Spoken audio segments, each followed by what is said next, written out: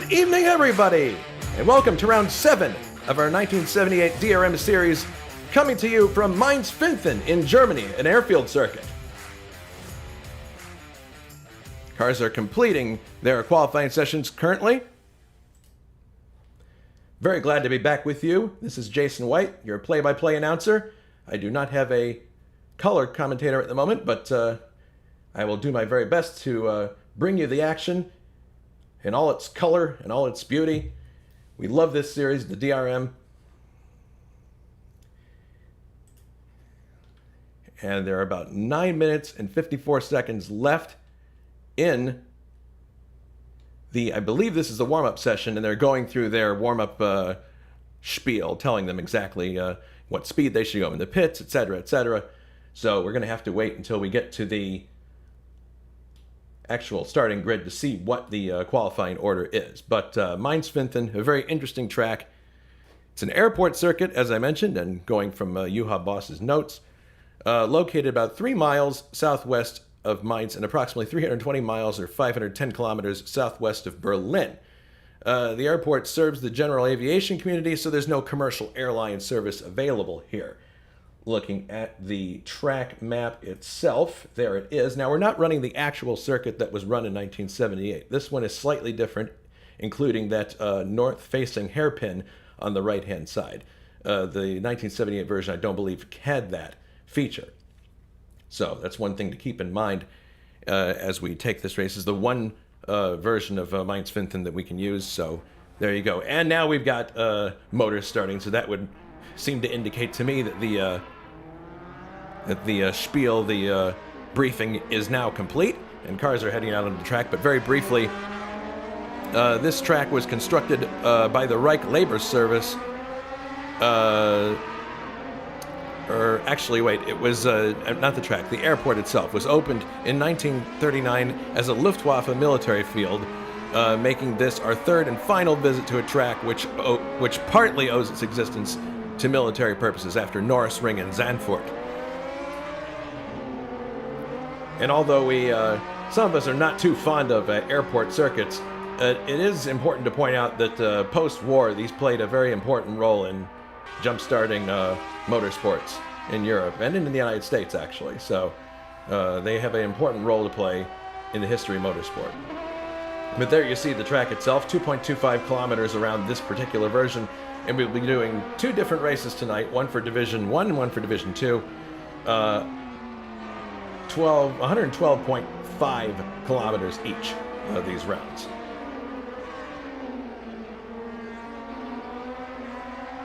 So this track was constructed, or the airfield was constructed by the Reich Labor Service from 1939 to 42 and maintained by conscript laborers of the SS Special Camp Hinzert. From 1942 until it was seized by the United States Army in 1945, obviously, at the end of the war. French occupied it from 1946 to 1949, after which it was again used by the United States as a NATO facility, named Finthen Army Airfield, until the end of the Cold War. And in 1992, the military airfield was returned to the federal government in Germany, which was made available to private operators as a civil airport. And a United States Army radar station and a training facility remained at the airport. So that's a little bit of the history. We'll have a little bit more of that as we go along, but let's take a look at the action on the track right now. And here we have a bunch of Division 2 cars having at it. There's Anders Nilsson. Let's see if we can find a car that is about to start a lap. Here we go. It's maybe a bit late. Simon Wattman. No, this is after the start of a lap, so let's see if we can find somebody who's finishing a lap. I believe this is finishing a lap. Yeah, this is Jakob Fredriksson coming down the long straightaway here. And you'll see the start-finish line right here. There's the start-finish flag stand. Now downshifting into the first turn. You can see all the markings of the airfield there. Now another right-hander. You can see there are tire stacks there to keep everyone honest and make sure they don't clip the corners. Very tempting to do on a circuit like this. And now a right-left combination The pits are off to the left in this case. Now we're onto a concrete section here near the hangars of the airport, downshifting again for a left-hand corner. Then back to the right, sweeping right continually through that hairpin, and now we fade back to the left before two small right-handers which lead us back onto the main straight. So it's a very short lap here at Mainz-Finthen, owing to the small nature of the airport, and it's going to have a long lap count, obviously, for each race, 50 laps each, but it will go by faster than you might think. Oh, look at this. Here's Fredrickson attempting to make a pass here, but he can't at the end of the straight. So there's going to be a little bit of slipstreaming there, obviously. Look how easy it is, though, to get on the grass there. Very challenging circuit here at Mainz-Finthen. Actually, there's a line of cars here for Division 2. Interesting. The first races were held here at Mainz-Finthen in 1964, and it became a DRM fixture from 1972 up to its demise in 1983. DTM also visited it from its first year of existence, 1984, until 1990. A little bit of a problem here for Jakob, but he's getting back going again.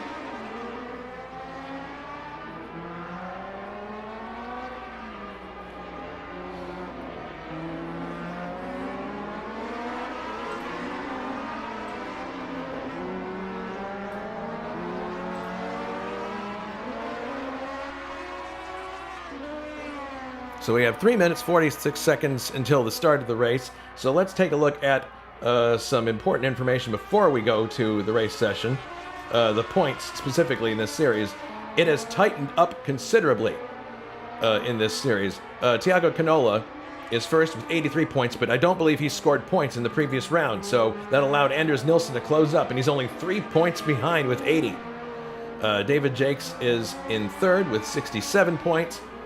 Juha Boss is fourth with 59 points, and then you have John Team in fifth with 54 points. Remember that both Division 1 and Division 2 cars score in the same table. There are no separate tables for this series, it's just one. So you could win the series even if you're in the slower Division 2, based on consistency or how well you do.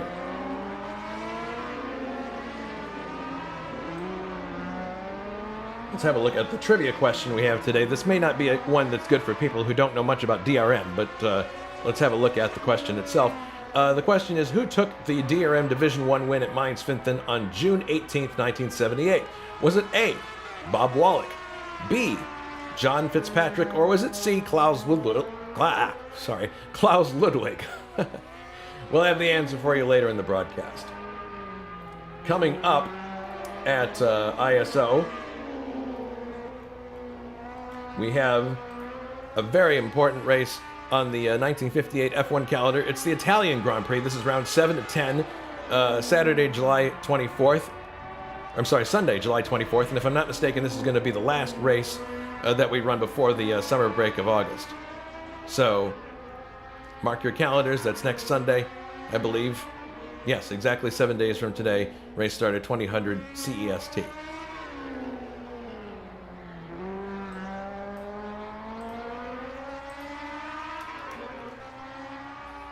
Cars continuing to circulate and get used to their full tank situation, obviously. Different from when you're running light tanks in qualifying. Anders Nilsson, the fastest so far there, indicated by the number 1 next to his time. Let's take a look on board the Fruit of the Loom, number 57.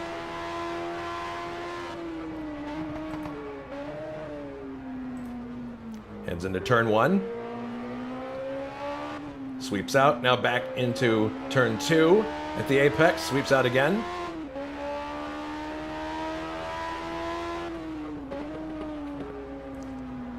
Into the right-left combination.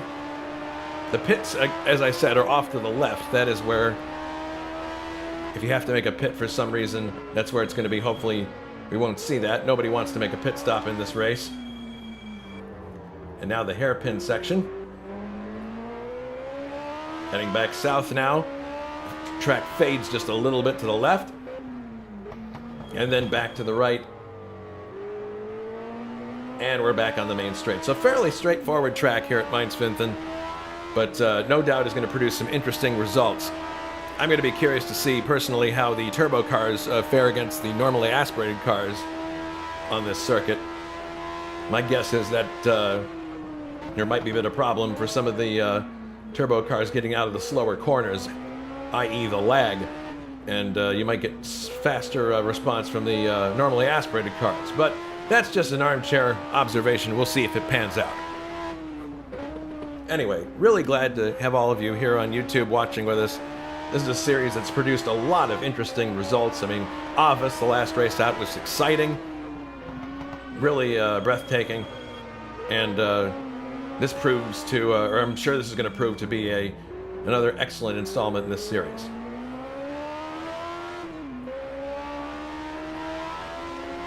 So the clock has now gone to 0, so that means we're going to be going to the first race session in a moment, Division 2. And there we go. We've jumped to the race session. 50 laps are on the board. So everybody buckle up and get set for Division 2 DRM action. Pole sitter is Juha Boss. There we go. There's the proof. He's got a number 1 next to his car. So we'll have a look at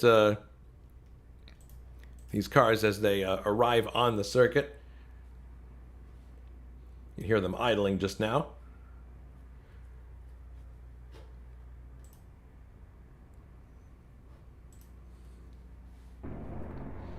Yep, there's Juha in his spot, and we are waiting for the rest of the cars to get onto the grid.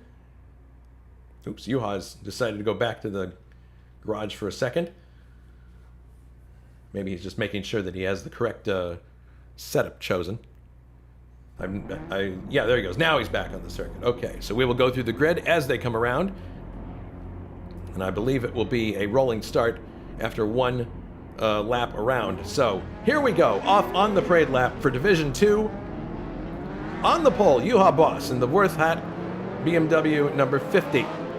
In second is Anders Nilsson, Team GS Fruit of the Loom number 57 we were riding with earlier. Third, David Saber, Team Heidegger, number 61. Fourth is Ray Radal, Sachs Sporting, number 55.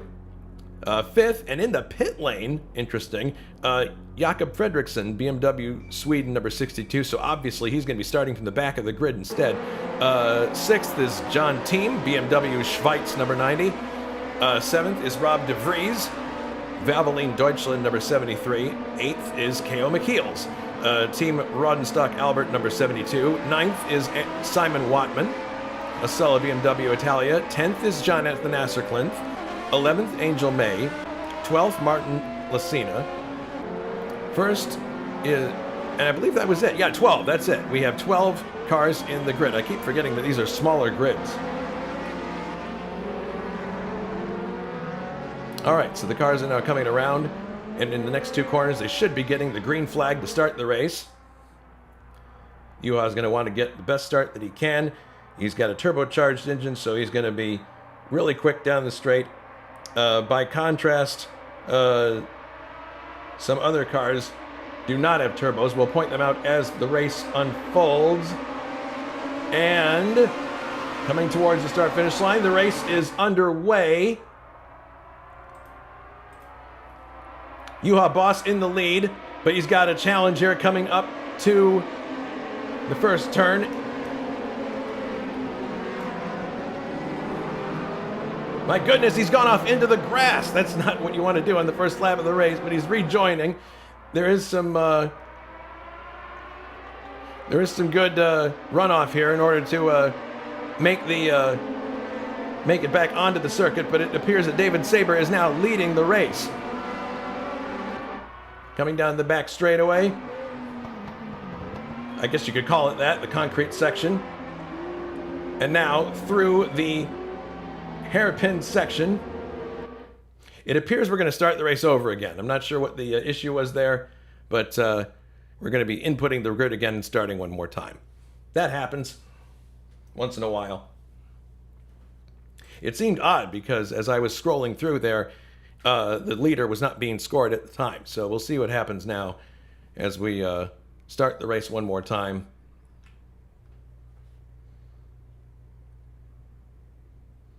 Juha's still in the pits right now.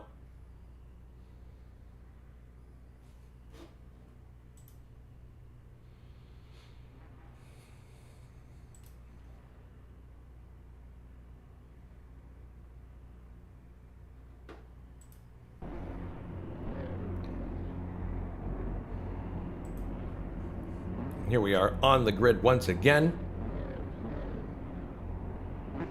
And yes, Anders Nilsson on the left there is a normally aspirated BMW, and on the right, Juha is a turbocharged one. So we'll see an interesting comparison of the two once the race gets underway, as this is the second attempt at a start now.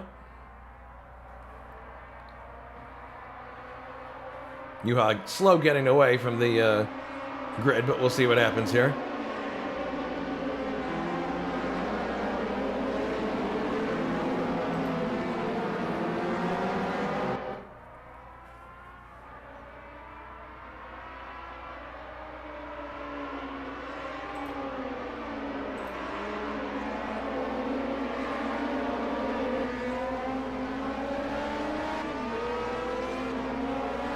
Onto the concrete section here. You guys got to get back in front here.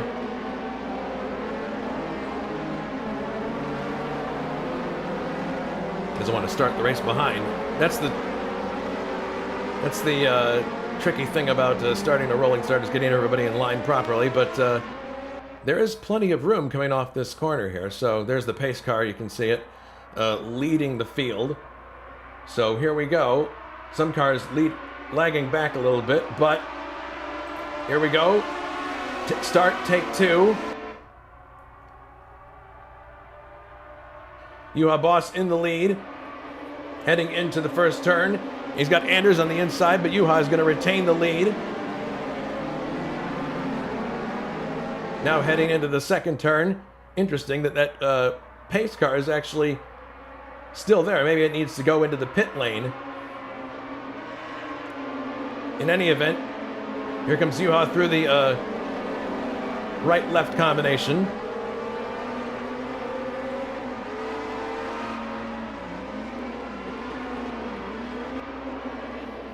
Nilsson right with him.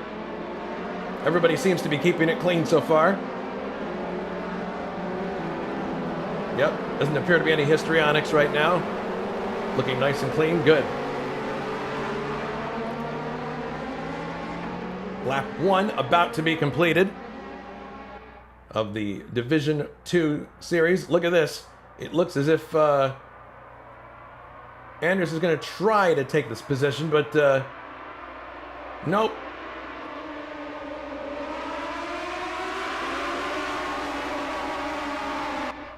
It appears that was the start actually now. So, okay, now we're underway. Juha Boss heading into the first turn, into the lead. Anders Nilsson is second. So I guess there were 2 laps there because we needed to have the pace car go into the pits. So there we go. That's what happened. That's why we were having the issue. Here comes Juha into the right-left combination. Nilsson right with him. Nilsson challenging on the inside here as they come to the hairpin section. Can he get in the inside? No. But everybody appears to be doing well so far. Coming through this hairpin section. Doesn't seem to be any issues. Good.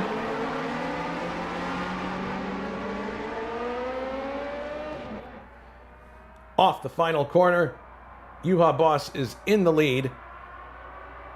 Oh no, Nilsson now has pipped him on the inside. Nilsson is technically in the lead as they come across the line, but Boss out-accelerates him across the line and is going to lead lap number 1.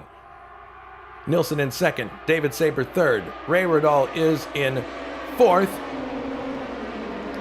Fredrickson fifth, Team in sixth, De Vries in seventh, McKeel's eighth, Lucina ninth, Arsicle 10th, Simon Watman 11th, and Angel May is running in 12th. Here comes Nilsson once again having another look as they go through the right-left combination. It looks like he's able to get underneath Juha as they exit the final corner. which is interesting because it kind of plays into what I was suggesting earlier. Maybe there's a bit more of a response from the non-turbocharged car as opposed to the turbo one, but then once the turbo kicks in, see, here he goes up the inside. He gets better purchase coming off the corner, and now Nilsson is in the lead, but watch what happens.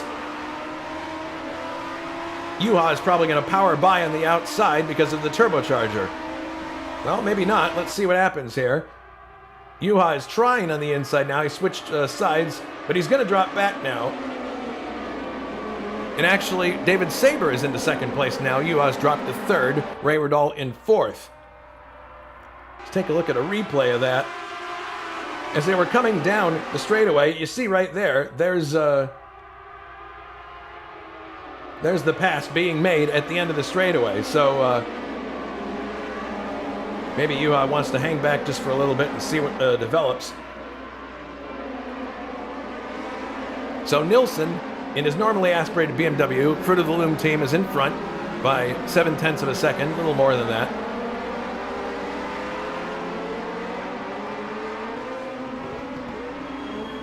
Riding with Juha now. We'll see if he can make any gains on the straightaway here.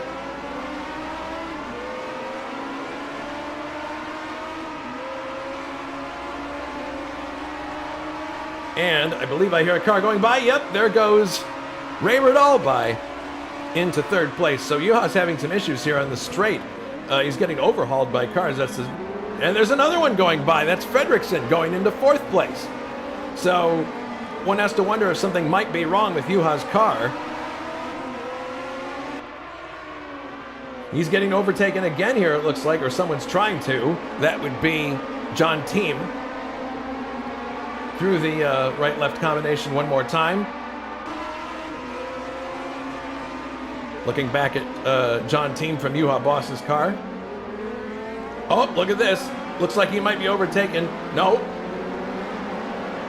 John Team right behind him, breathing down his neck, and there's a good scrap going on behind them. For seventh place, Lucina versus Rob De Vries. Coming off the corner now, Nilsson continues to lead. Here's John Team on the inside of Juha Boss, trying to take the position. He does. John Team comes up to fifth place. Boss drops to sixth. So this is really unusual. Oh, and they're, good grief, sprinting by on the outside is Martin Lucina. So boost knob activity here, I would think, early in this race.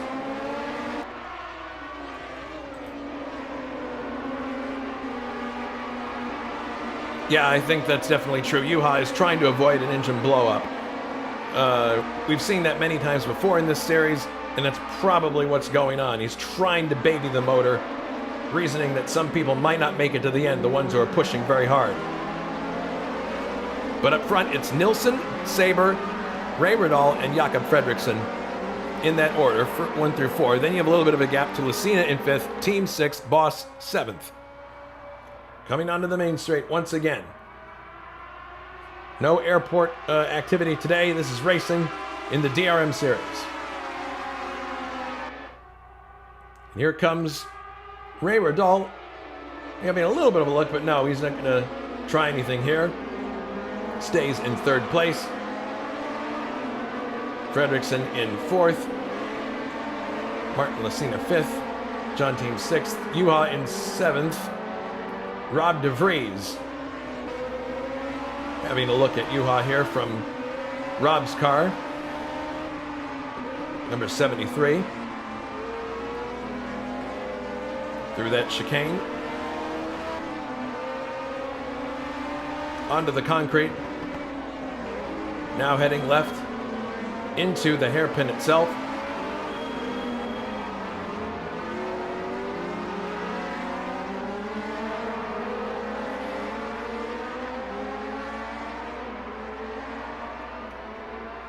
Good battle here shaping up between K.O. McKeels and Simon Watman.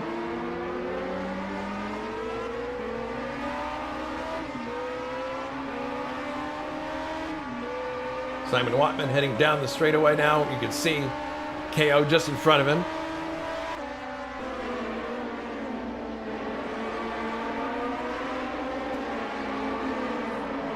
Oh my goodness! Looks like Rob DeVries had an accident there. It looks like he might have. Let's take a look at a replay here. Did he hit a barrier of some kind? Or a tire stack? Let's see the replay and see what happened here. But that's damaged the car, obviously. We saw a part come off. He goes for the inside. Yeah, he clipped a tire stack right there. And he lost the front air dam. So that's not only going to cost him time, it's also going to cost him time to repair. But we'll see if he... I don't know, he might be quitting now. We'll see. Yeah, he has actually retired from the race. That's very unfortunate for Rob.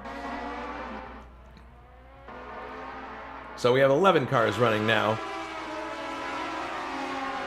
Oh, here's Ray Radal chasing David Saber, looking up the inside, but no, he's in a little bit of a look, but he's not able to get it done.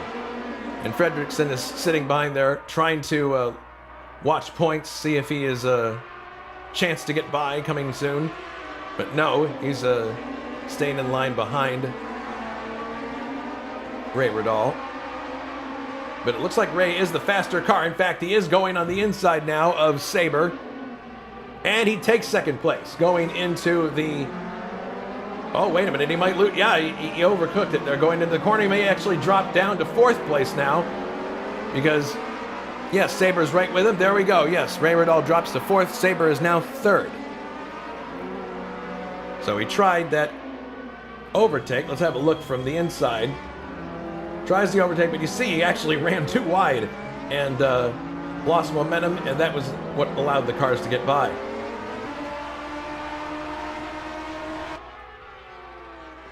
But he didn't lose too much time. He's still in fourth place and a good striking distance of David Saber.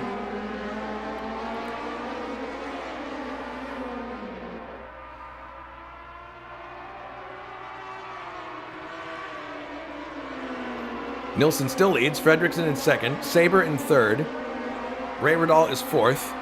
Martin Lacina fifth. John Team in sixth. Asserklin seventh. Oh, look at this. Another possible change of position. Side by side as they go through the hairpin. Fredrickson has vaulted all the way up to second. If he can hold the inside line, yes, he can. Excellent.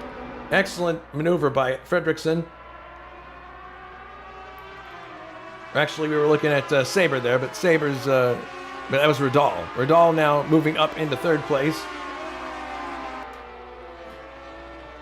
Fredrickson in second. Actually lighting up the tires a bit there as they come into the first turn. Now into the second turn.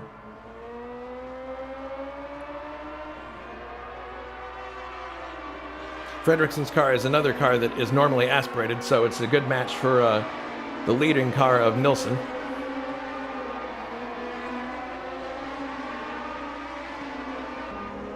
Ray Radal's car turbocharged also, so we're seeing some different tactics being played by the turbo cars versus non-turbocharged cars. Ray Radal heads through the hairpin now. And just behind him, Martin Lacina, who we saw sprint by our camera very quickly in one shot, so he's definitely got some speed in that car. Question is, can he maintain it? Nilsson still leads. Car's starting to get spread out a bit now. Here's a good battle between Jonathan Asserklin and Juha Boss. Juha all the way down to 10th place now. My goodness.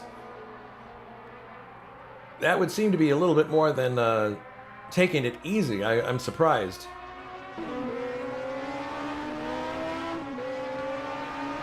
"11 cars still running. The only retirement so far being Rob DeVries. 10 laps gone in this race. So about 1/5 distance.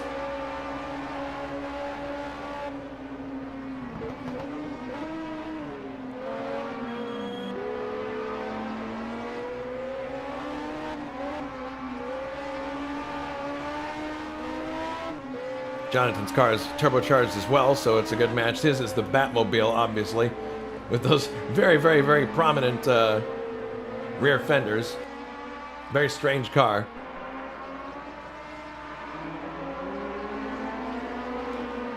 And KO driving a similar car.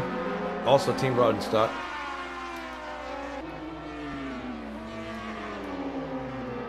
Nilsson continuing to lead. Fredrickson second. We got a yellow flag in this area. Not sure why that is.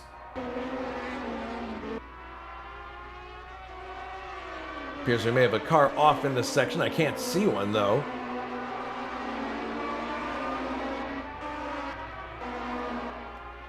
It is Angel May. So apparently that was what triggered the yellow flag. She was slowing down to let cars by.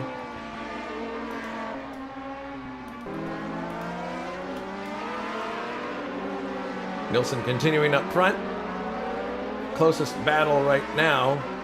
Well, there isn't really one at the moment. Everybody's pretty spread out. Juha in 10th place behind Jonathan Asterklint.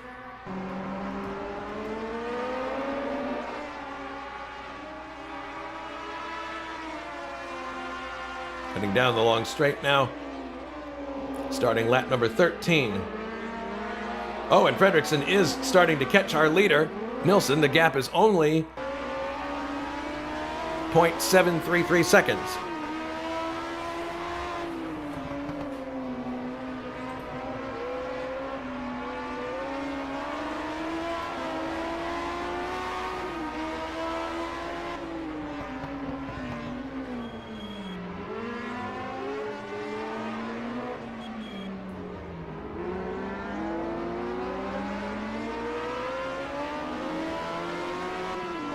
Right with him now.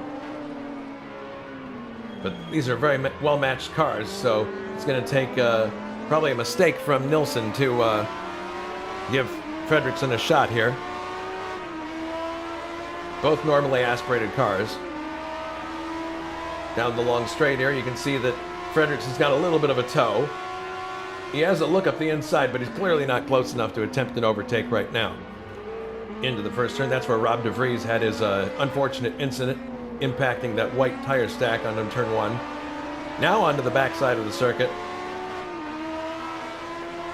Very shortly they'll be heading through the right-left combination. Let's see. It looks like Jakob may be a bit faster than Nilsson in this section. We'll see. Nilsson applying the brakes, heading into this left-hander, now into the hairpin by the hangars.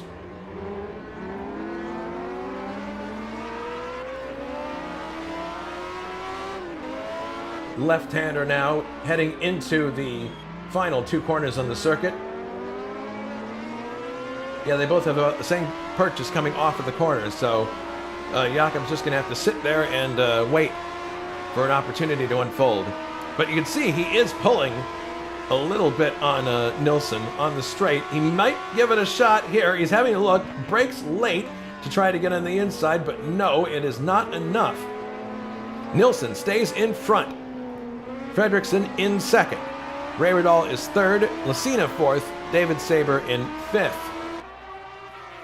But this is the closest battle on the circuit right now. It would appear to be the lead for the race.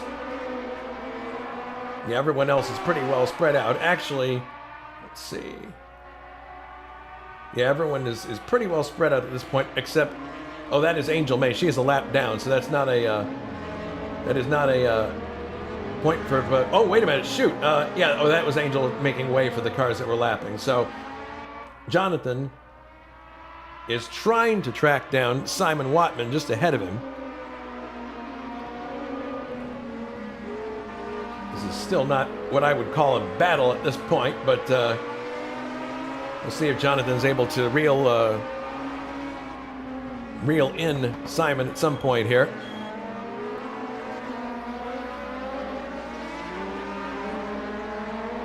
Again, the car just behind is, the car just behind is Juha at this point, so maybe Juha starting to flex some muscle a little bit here and get back into the running. We'll see.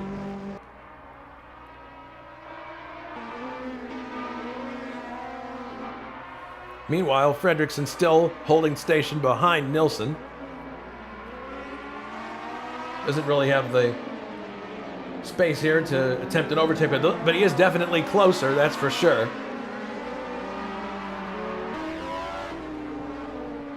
We'll see what happens on the straightaway here. coming off of the final turn.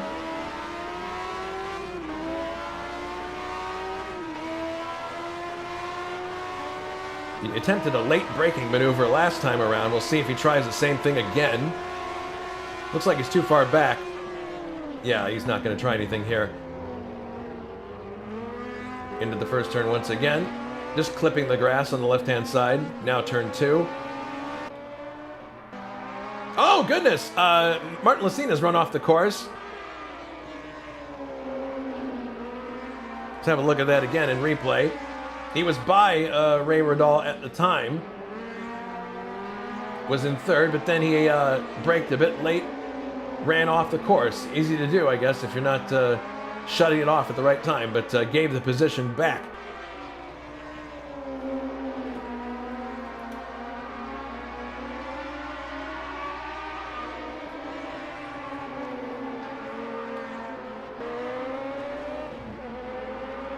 Fredrickson still with Nilsson.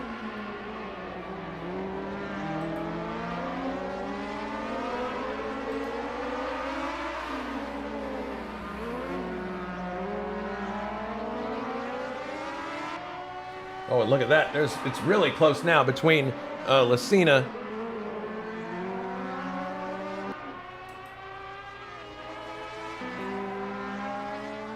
Rayredall back in front of Lacina for third place. Nilsson still following Fredrickson.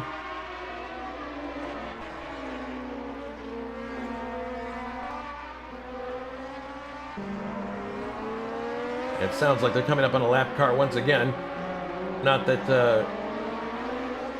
that's going to figure into this, but it definitely is one more added variable.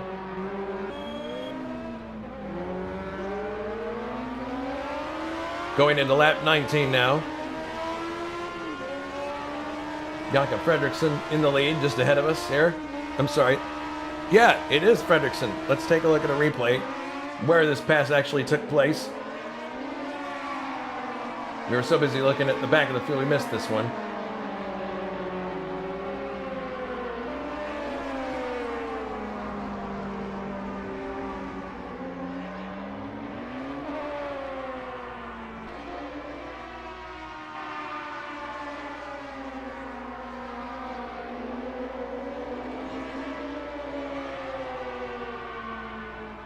This must have happened at the end of the long straight on that lap. Just want to confirm here. Backwards, backwards, backwards we go. Yes, there is the pass. The pass occurred at the end of the straight. Finally, Fredrickson was able to get him right there, outbraking him into turn 1. So that's how that happened. So now the question is, can Fredrickson stay there? He's got Nilsson right behind him.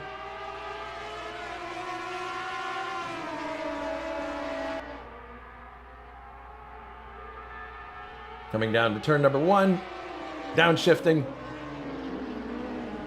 Tire smoke there, but no, Nilsson's going to hold station behind him. Lacina is in third place. Rayredall is in fourth. See there, just a bit of dust from kicking up the grass when you come through that corner. Lacina, very quick in this race. And he's running one of the turbocharged cars, so we'll have to keep an eye on him throughout the race. You know, we're used to seeing blow-ups in this series. Not wishing that on anybody, but it could very well be something that's a problem, as it appears Rayredall's gone a bit wide, but he's able to recover.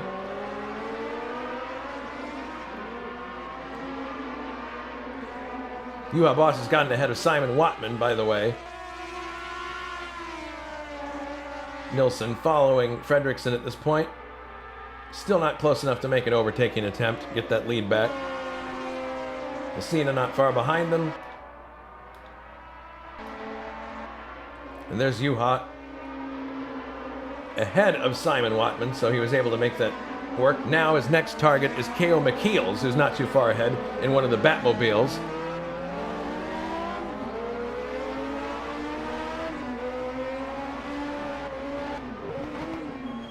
Now heading into the not the hairpin, the last two corners on the circuit. Almost like a hairpin. It's like a double apex. Now heading down the long straightaway.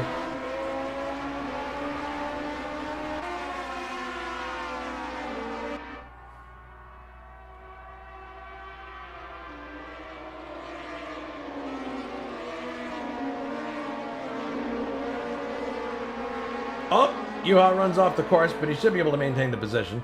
Yes, he does. Looking back from Yuha at Simon Watman. Simon wanting to capitalize on that small mistake by Yuha as they come through the concrete section that's next to the hangars. Left hand back to the right now, the hairpin section. And here's the view from Simon's car. Simon very close indeed.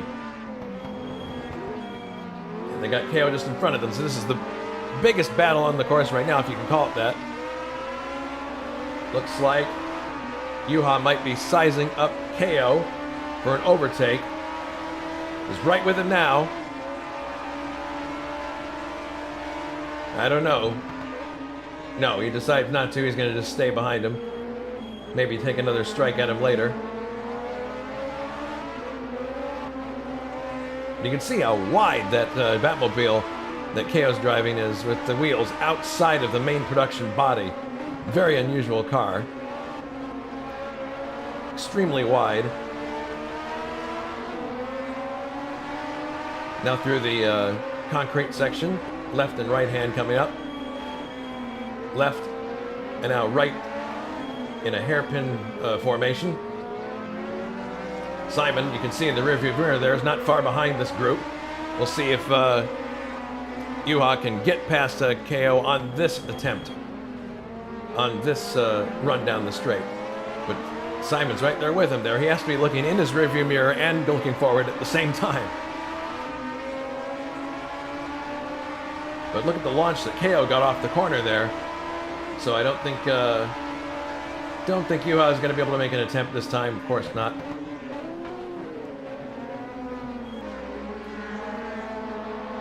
A little bit of a bobble there from KO, but nothing serious. Oh! David Saber has spun his car. He is in 6th at the moment, but that obviously cost him some positions. Let's look at a replay of what happened here.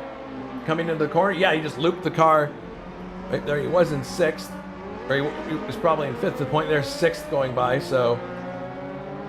But he was able to recover and didn't lose too much time, so good stuff. Oh my goodness, cars clambering all over the back of Yuha at this point. Simon Watman looking for a way by Yuha Boss.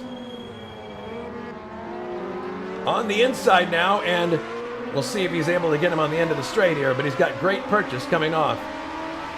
Simon Watman. Pulling out, looking for a late braking maneuver. But looks like Boss might have reacted there with some boost. And if you look behind Simon, you'll see Jonathan not far behind. This is obviously the most intense action on the track at the moment. We are in lap 24, so next time by we'll be starting the second portion, or the second half of this race, approaching half distance.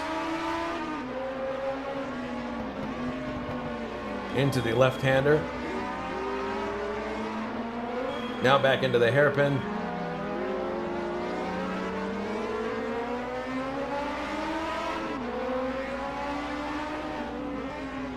And now into the last two corners on the track. Yuha is right with KO, just ahead of the car we're in, Simon's car. But look at this. It looks like Jonathan Asserklint might be attempting an overtake. There he is. No. Simon turns up the boost and says, no, thank you. But there goes Jonathan by. Let's take another look at that in a replay. Looked like Simon had the measure on Jonathan here, but then Jonathan must have turned up the boost. Yeah, because then he just sails by on the inside.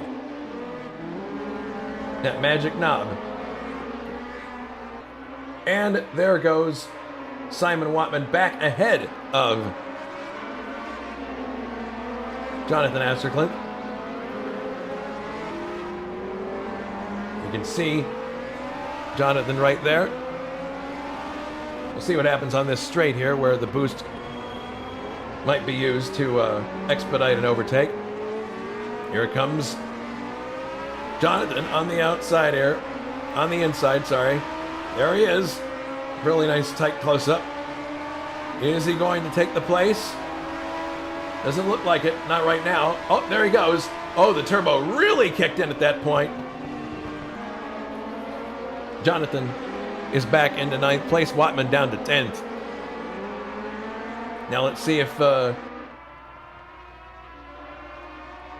Watman's able to take the position again, because he was able to do it on the backside quite easily last time around. Doesn't look like he's going to be able to do it this time. No, there's enough space between the two of them that he's securely in 10th place. Jonathan really letting those rear tires hang out. And now, here come the leaders, actually, by this group. So this group is now a lap down. There goes Fredrickson by Simon, and Simon makes room for the second place car of Nilsson. So now they have to lap Jonathan.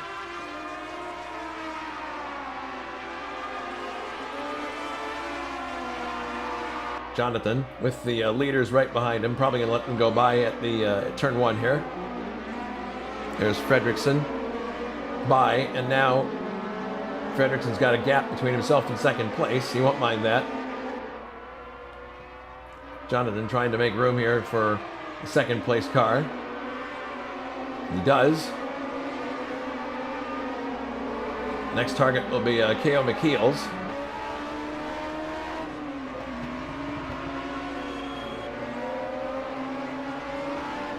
He's right with UA Boss. Here come the leaders.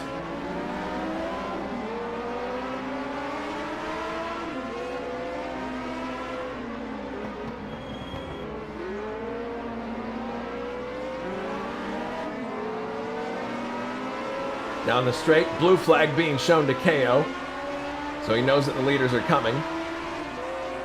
But he's got a very fast car, so it's going to be a bit awkward here. Where does he give space?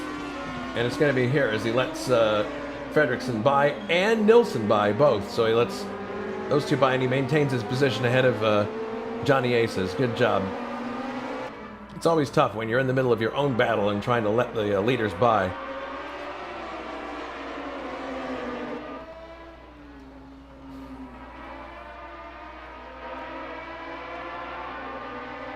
Meanwhile, here's Team and David Saber.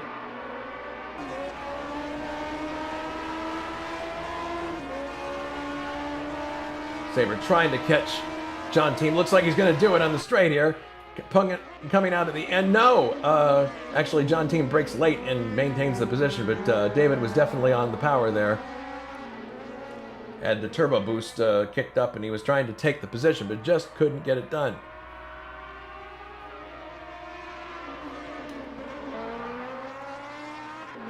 Nilsson is back in front of Fredrickson again. And that is because Fredrickson is stopping. Fredrickson out of the race. We hear flames licking, and that is an engine blown. Oh, what a disappointment for Jakob Fredrickson. Leading the race, and Nilsson takes the lead back now, obviously. Oh, what a disaster. So, the order now, Anders Nilsson in first. Lucina is in second. And the gap between Lucina and Nilsson is 7 seconds. That is a very sizable gap. And Fredrickson tumbling down the order now, unfortunately. Ray Riddall is in third. John Team is in fourth, but maybe not for long. He's being challenged by David Saber. These are both turbocharged cars. And Saber looking to improve his position. So we've only seen one car hit the barrier so far, which is surprising to me because sometimes with the tires degrading, you have a situation where the car has a mind of its own in a corner and does things you don't want it to do. But Sabre right with team at this point. Heading into the last two corners. We'll see if he's able to get him on the straight here.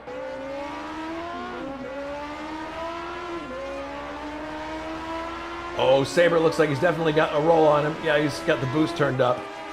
Coming across the line, and Sabre is now in 4th place. We'll see if he's able to maintain it at the end of the straight here. Oh. Team had a notion to go up the inside, but decided against it. So Sabre now up to 4th place, ahead of John Team. Ray Riddall is in 3rd. Lucina is in 2nd. He's got a bunch of cars in front of him that he has to lap.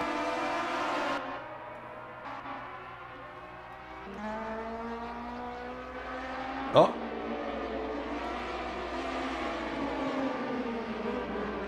Juha in 6th, being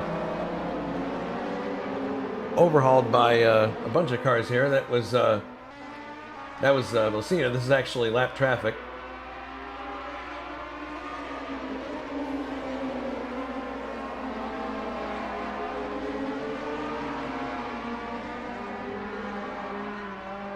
So next target will be Ray Riddall coming up behind him, but Juha is just ahead of K.O. McKeels on track.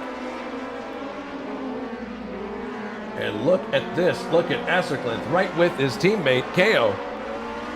Apparently there are no team orders for, well, actually, these are two separate teams now that I think about it. Memphis Team International, but they're the same type of vehicle. But let's see if Jonathan is able to overtake K.O. on this straight.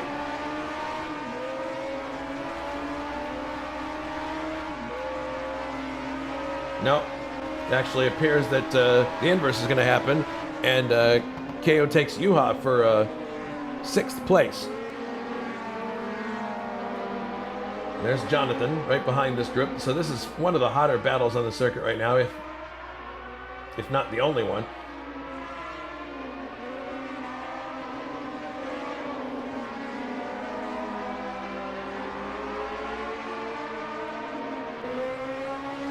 Looking from Jonathan's car ahead to Juha.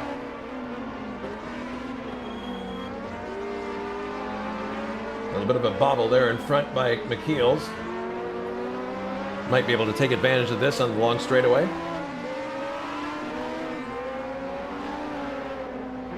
Back to the left, back to the right. Oh, shoot! Almost contact there between Asserclinth and Juha. Very narrowly avoided it. This is the view now from Boss's car. Coming down the long straightaway again, 33 laps, or 32 completed, going into lap 33.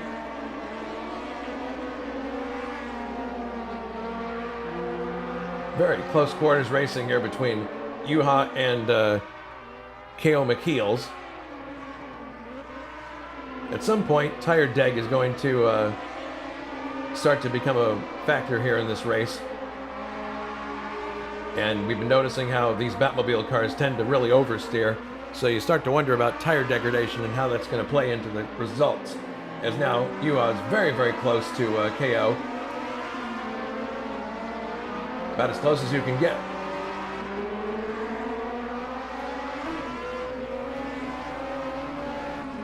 Heading to the left-hander, now back to the right. Down the long straightaway now.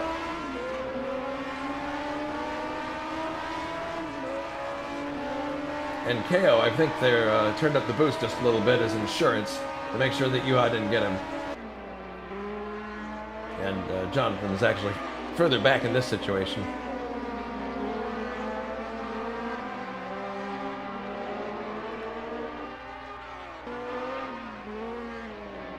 Looking further ahead now. Here's Lucina, and the gap is 8.6 seconds, so it's actually increasing. Ray Riddall's gap to Lucina, 16 seconds, 22 seconds the gap between Team and, well, 23 now, between Team and Ray Riddall. Sabre all by himself in 5th place. And this is where the action is, clearly. K.O. McHeels and his teammate, or not teammate, sorry. K.O. McHeels and Juha Boss, they're both turbocharged cars, is what I meant to say. Coming off the turn. Look at this. Side by side. Juha tucks back in behind KO. Is he going to make another attempt at the end of the straight here? I don't know. I think KO turned up the boost there. No. No overtake will occur here as Juha is... Well, he looks up the inside, but trying to find some daylight, but just can't quite do it.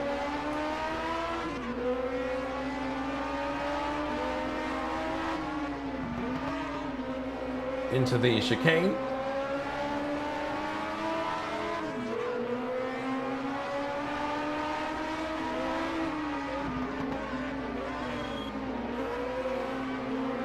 Juha staying right with him, looking for any daylight he can on the inside here, but opportunity not presenting itself. Now we're going to head to the last two. Oh my goodness, he's looking on the outside, maybe looking for an unorthodox way by, but no. Now heading down the long straightaway, and Juha looks like he's... It looked for a minute like he was turning up the boost. But pretty dead even now going down the straight between KO and Juha. Heading into the first turn. And Juha just is able to peek into the corner. There's a tiny bit, just not enough to get any purchase and get alongside KO.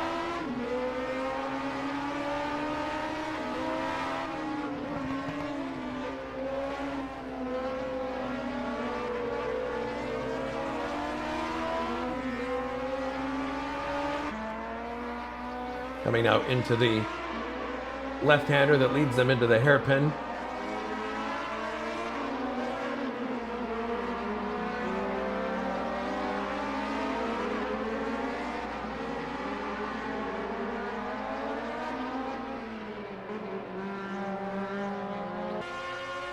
Thank goodness, now they're right with them. And that's Simon Watman directly behind, so... Or is it? It's Jonathan. Now, here comes... Oh! He's able to get by now. Almost, but no. Didn't get it done.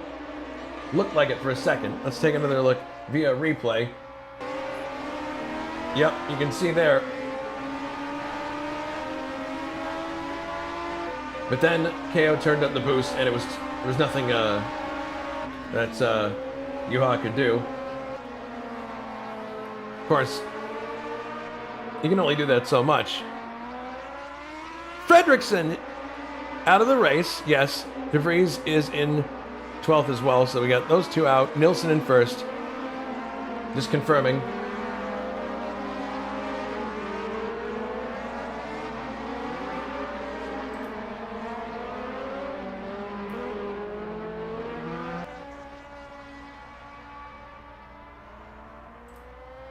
And here is Juha once again alongside of KO and takes the position. Now, will KO be able to counterattack? Here he comes up the inside. Is he looking for that room? No, he's not going to have it. Boss up to 6th place. Let's have a look at that overtake on a replay.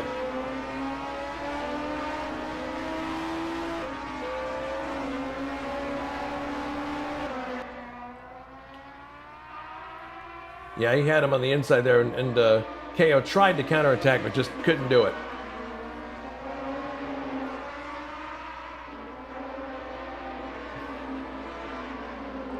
Coming into the left-hander now, and into the hairpin. And now, KO's got to contend with Jonathan Assercliff behind him.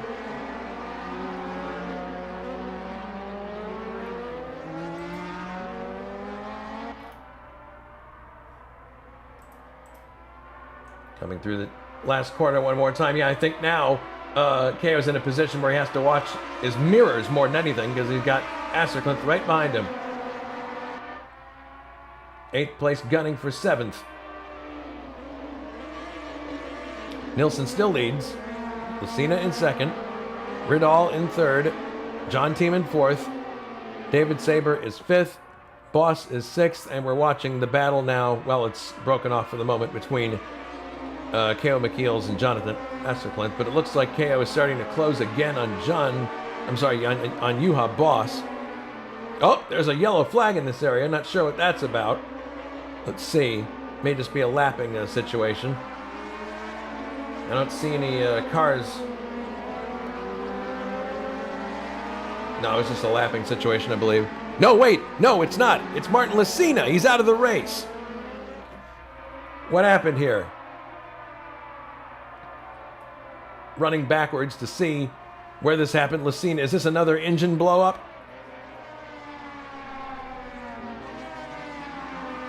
Lucina was on the concrete section. Oh, the engine died and he spun out. So that appears to be an engine failure for Lucina. That's just too bad. But one of the risks that you run, especially with these turbo cars. So now, Ray Riddall is in second place, 30 seconds adrift from Anders Nilsson. Ray Riddall is in second place. Third is John Team. Fourth, David Saber.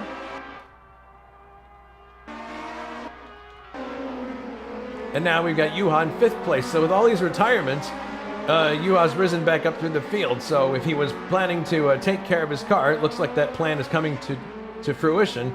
Not necessarily a podium finish, but he definitely looks like he's taking better care of his car than others. As they come down the long straightaway, again, KO in sixth behind Juha. It doesn't look like an attempt to overtake will happen here. We are into lap 41 now, so closing stages. Look at this! Oh my goodness! Almost was alongside there, KO, but thought better of it.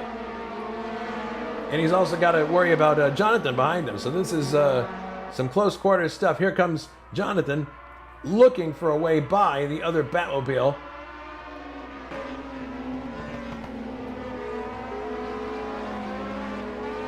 You have to wonder how KO's tires are faring at this point.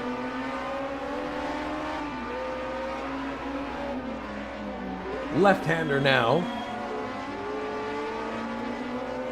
And then back to the right for the hairpin. Very close here. Careful application of the throttle obviously is very important here. Okay, coming off the corner, Jonathan looking on the inside here. Has good purchase, and here he comes up the inside, but looks like KO's turning up the boost. Yeah, he's not going to want to get overtaken. Sudden burst of adrenaline there. Now from KO's car, we look at Juha.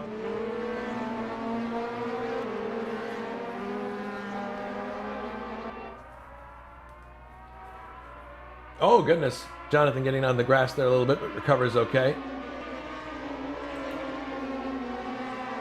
So there are 9 cars running out of the 12 that started at this point. One of them was a collision, Rob DeVries, with a tire stack. The other 2 were engine failures.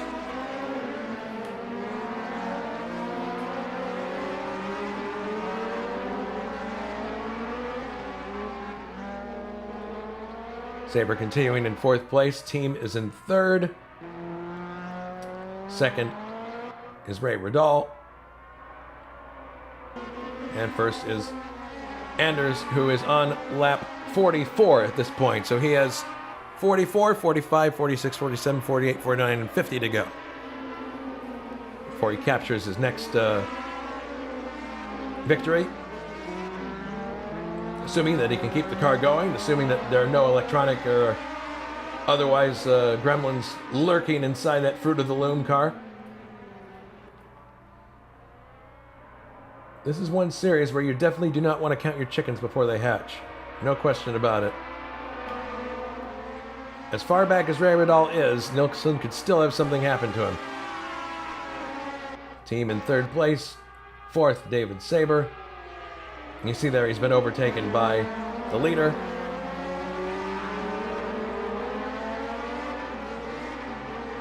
And back to this very hot battle between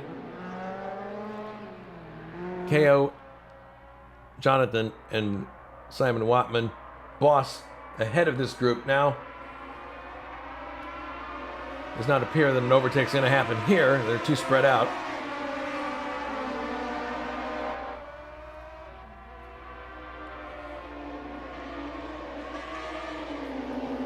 Into the first turn on lap 44 for this group. They're a lap behind Nilsson, who's on lap 45 at this point, with just a little ways to go.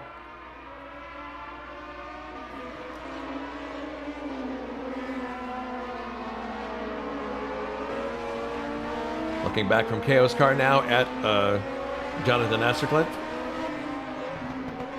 And he's also stalking Juha Boss into the right-hander.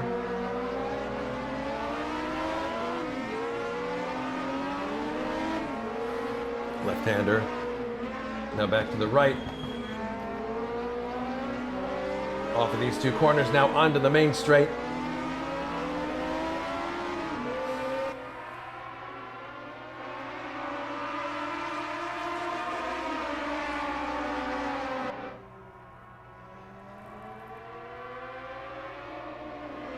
Slipstream obviously playing a part here, but turbo boost also a critical factor. Closing stages of Division 1.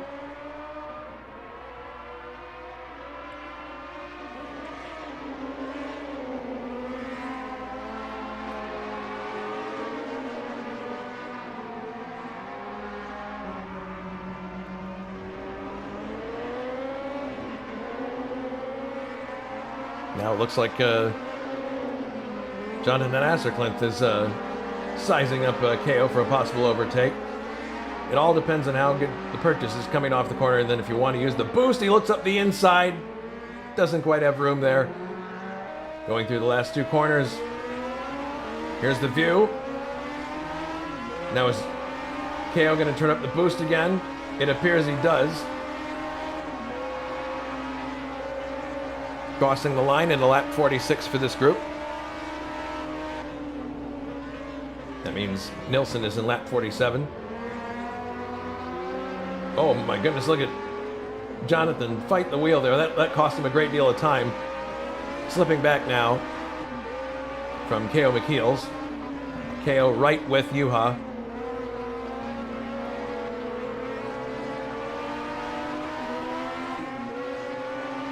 My goodness.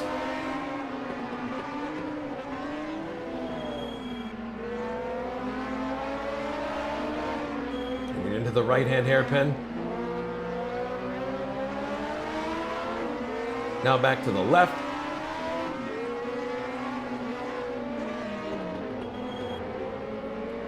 Two right-handers. You can see by the steering wheel how much KO is having to straighten the car out.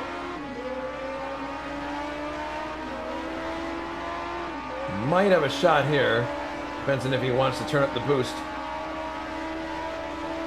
KO having a look, but no. Doesn't have enough space. Brakes for the first turn.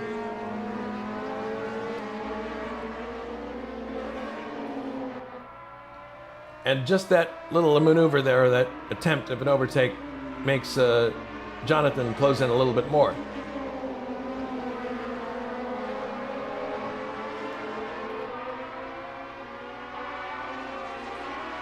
John Team is fourth. David Saber is third. So Team has dropped one position here in the time that we've been watching the other battle. Might have had a off-course excursion that we didn't see, but in any case, Team is now down to fourth, and Saber's up to third.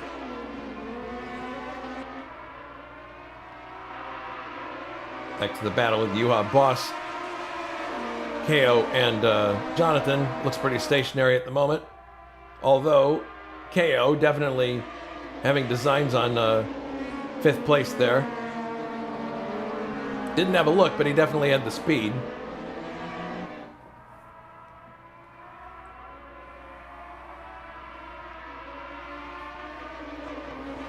backside of the course now.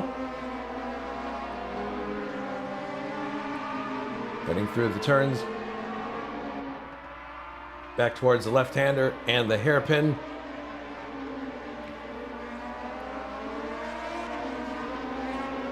These three basically staying very close together, have been for the last few laps.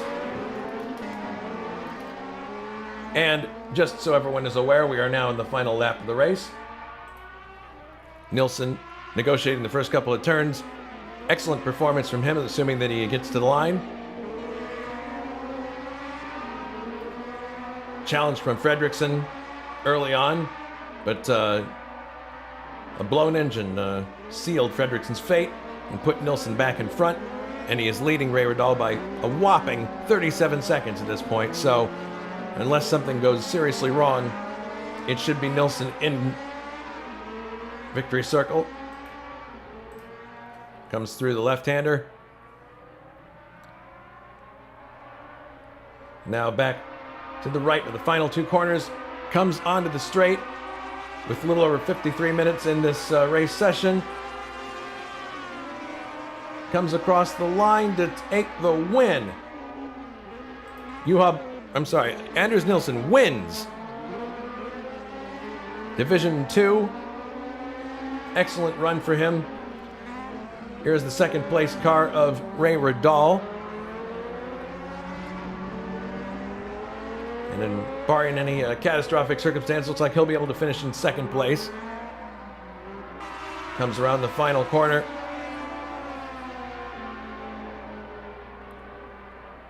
And it appears that Asterklint has gotten ahead of Simon Watman.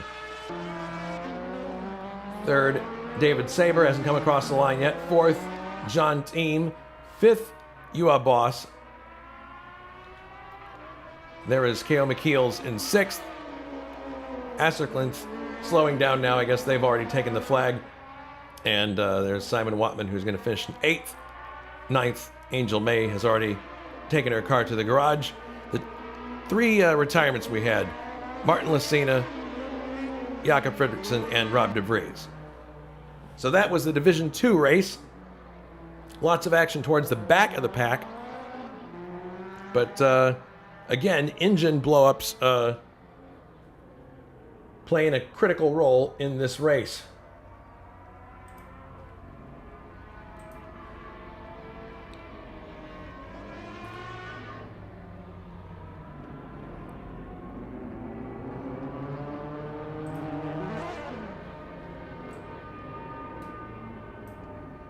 So wait and see if anyone pops into the green room for a quick word with us. I'm going to save the trivia question for the next round.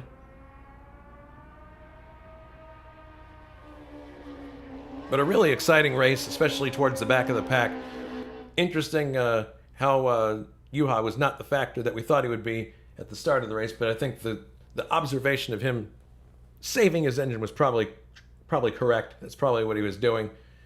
But still, fantastic performance from Anders Nilsson in this race. So now we're going to take a short break. Assuming nobody jumps into the green room. Nobody is in the green room, so we're going to be switching over to Division 1 action, and that's what's coming up next. So everybody stay where you are, or go take a break and come back later, and we'll show you the Division 1 race for DRM. Thanks very much for watching. We'll see you in a little bit.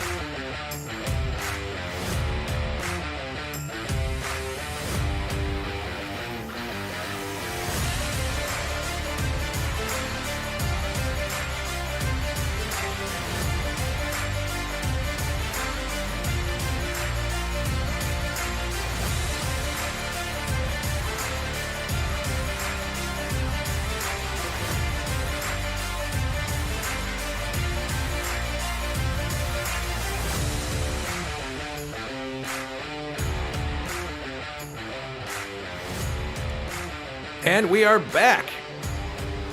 And as you can see, the clock has gone to 0 and Richard Wilkes is on top. In qualifying for Division 1, Grant Riddall is second, Cesarius Slipinski third, Tim Hillett in fourth, Gabriel Sturr in fifth, Mike Olson sixth. So a lot of the usual suspects up front. And for this race, I will be joined in the booth by Juha boss. Juha, good evening. Thank you, Jason. Good evening. What kind of a race was it for you in Division 2? Looks like you were nursing the car most of the way. Was that by design to make sure that the engine didn't blow up? Exactly, but looking how long our engines lasted, I think that wasn't the right decision. Well, I got fifth out of it, so that'll do. It's good enough. Maybe I could have done better, but that's it. Good luck next time. Still a top 5 finish, good.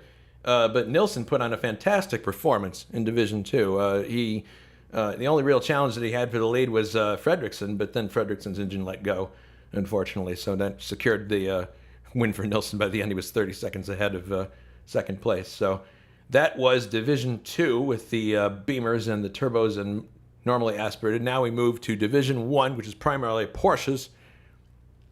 And everybody turbocharged in this series, from what I understand. Yes, they all are. Yeah, going back to the track map, we talked a bit about Mainz-Finthen, thanks to your very nicely prepared notes in the first part of the race. And I was saying to people, airport tracks in the general way, a lot of us don't always enjoy running on them, and sometimes they're a bit maligned by people. But the truth of the matter is, when you look at the history of motorsports, especially post-World War II, airport circuits were very much instrumental in getting motorsports jump-started after the Second World War. Because a lot of these circuits like Silverstone and this one and others were disused airfields, Diepholz also. So like them or lump them, they did help get things going again, didn't they?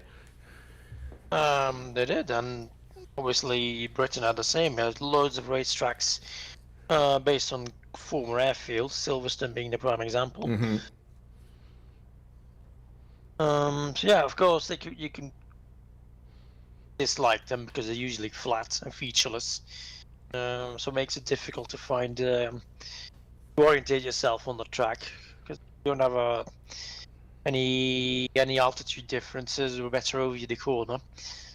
I think they can still be quite enjoyable as racetracks as long as they're not completely point and squirt square-shaped tracks. Yeah, this one at least has a little bit of a left-hander sweeper into the final 2 turns, but it is a very technical circuit. Not that unlike the Cleveland race that we had for Kart 87, where it was very much a situation where you had to be very technical and very precise, and you don't have a lot of landmarks to really base your shutoff on, or where you turn in. This is obviously not as wide as Cleveland was, but still a similar situation here. We saw Rob de Vries have an incident where he just anticipated the corner a bit too early and clipped one of the tire stacks. I'm surprised that was the only instance of that we saw in Division 2. Everybody else, it was engine problems. But as far as Division 2 in real life, Hodinger was on pole with the atmospheric 320. This is the car that Vadim was driving in Division 2. Heyer broke his gear lever while leading. That was in the 52 Escort, which is currently not being used. Hane in the 53 Escort touched with Matador, 65 number 2002. Number 65 2002, and lost a tire. Angel, May, and Jonathan are in those cars. Brun broke his gearbox, number 61, which is Sabre. And Becker blew a turbo. That's Lucina's car. And after Ertl broke the gearbox and differential, at the same time, Hodinger won in front of Wolf in the Faltz BMW. So that was what happened in the actual race back in 1978. So we move forward to Division 1. And we do have a trivia question related to Division 1. Probably now is a good time to read it one more time. Who took the DRM Division 1 win at Mainz-Finthen on June 18, 1978? Was it A, Bob Wallach, B, John Fitzpatrick, or C, Klaus Ludwig? We'll have the answer later for you in the broadcast. So it's interesting you brought up point and squirt, Juha. Do you think that that's going to be kind of the dynamics of this race? I think it is, yeah, this track. It's really slow, even for an airport track. I expected it to be wider. Maybe it was a bit wider in real life, because it was quite narrow and slow. So, yeah, it definitely will be using these cars with a turbo lag to experience all the slow corners. And here come the Porsches and the other cars out onto the track, riding on the roof of Tim Hilla's Weissenberg Jello team number 9. Yes. And this is going to be good because they're just about to start a lap here. Coming off of the final corner onto the runway. That characteristic Porsche sound as he is just behind Michael Drexler. There's the start-finish line. Now, interesting thing happened in Division 2. It appeared that the pace car needed an extra lap to get back to the pits. Is that just because of where they're located on the track? Yeah, he has to enter the pit lane, and well, it's obviously halfway around it. So I've already warned the drivers in this race that they can expect a longer drive, and that'll be 2 formation laps. Okay. Yeah, it caught me a bit unawares during the... we weren't expecting it either. Yeah. When we got to the end of the first lap, we realised the pace car didn't move. Interesting. One question I would have, having not... Oh my goodness, as Francisco Amaral joins the fray right in front of... wow, that was a bit unexpected, but when you drive on the backside of the course there where the tarmac is changing to concrete, is there any noticeable grip change there? Well, I didn't really notice anything, but maybe they'll notice in these cars which just have more power. Mm-hmm. But yeah, you're coming off quite a reasonably wide piece of concrete, so not really the place where you notice it.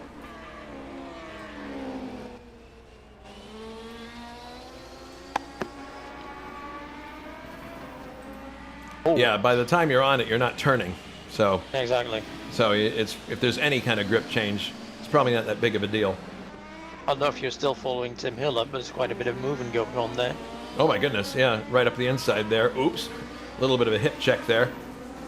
Yeah, not the first one. Oh, there's another one from Drexler there. Yeah, I think that's the 3rd turn in a row. Stress testing the cars here before we get underway. Notice that series leader isn't here. Although I must check that one.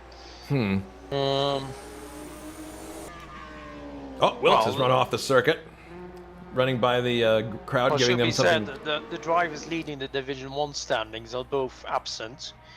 Thiago Canola and David Shakes, which leaves John T, not in Division 2 as well. Gabriel Sturr as the best represented Division 1 driver in the championship. Of those present, anyway. Yes. But he's 34 points behind Thiago Canola. Well, Nilsson's result's certainly going to put him in a good spot. And Anders Nilsson is definitely taking over the lead in the championship after this. Yeah, no question about that. And with David's absence, I think I will move up to 3rd.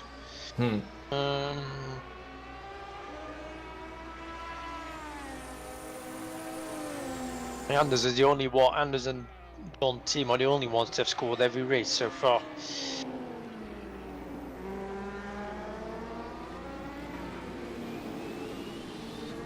Yeah, and that's a pretty amazing feat considering how fragile these cars are. In both. There's still drop scores as well, but we're still quite a few races off from those getting into effect. Well, I'm glad that we don't have to worry about that just yet, because drop scores are so hard to to keep track of. They are.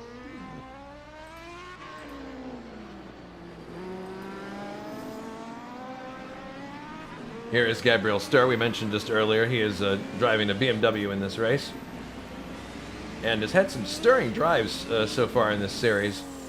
It's easy to overlook this BMW in a sea full of Porsches, but don't count him out ever. He's very Oh, quick. He's at 5 point score so far, so Yeah. that's really good. That's Yeah. Very consistent. Runs a bit wide here onto the grass. We saw some people do that in Division 2. After the first turn, it must be really hard to time when you're going to haul the car to a stop. And we saw a lot of people protecting their positions along the... oh, here's Gabriel going for the pits, actually. It looks like, yeah.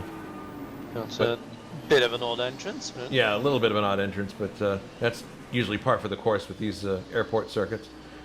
But yeah, we saw a lot of people defending their position on the runway using the boost knob. It was pretty conspicuous, and some people using it to overtake. But it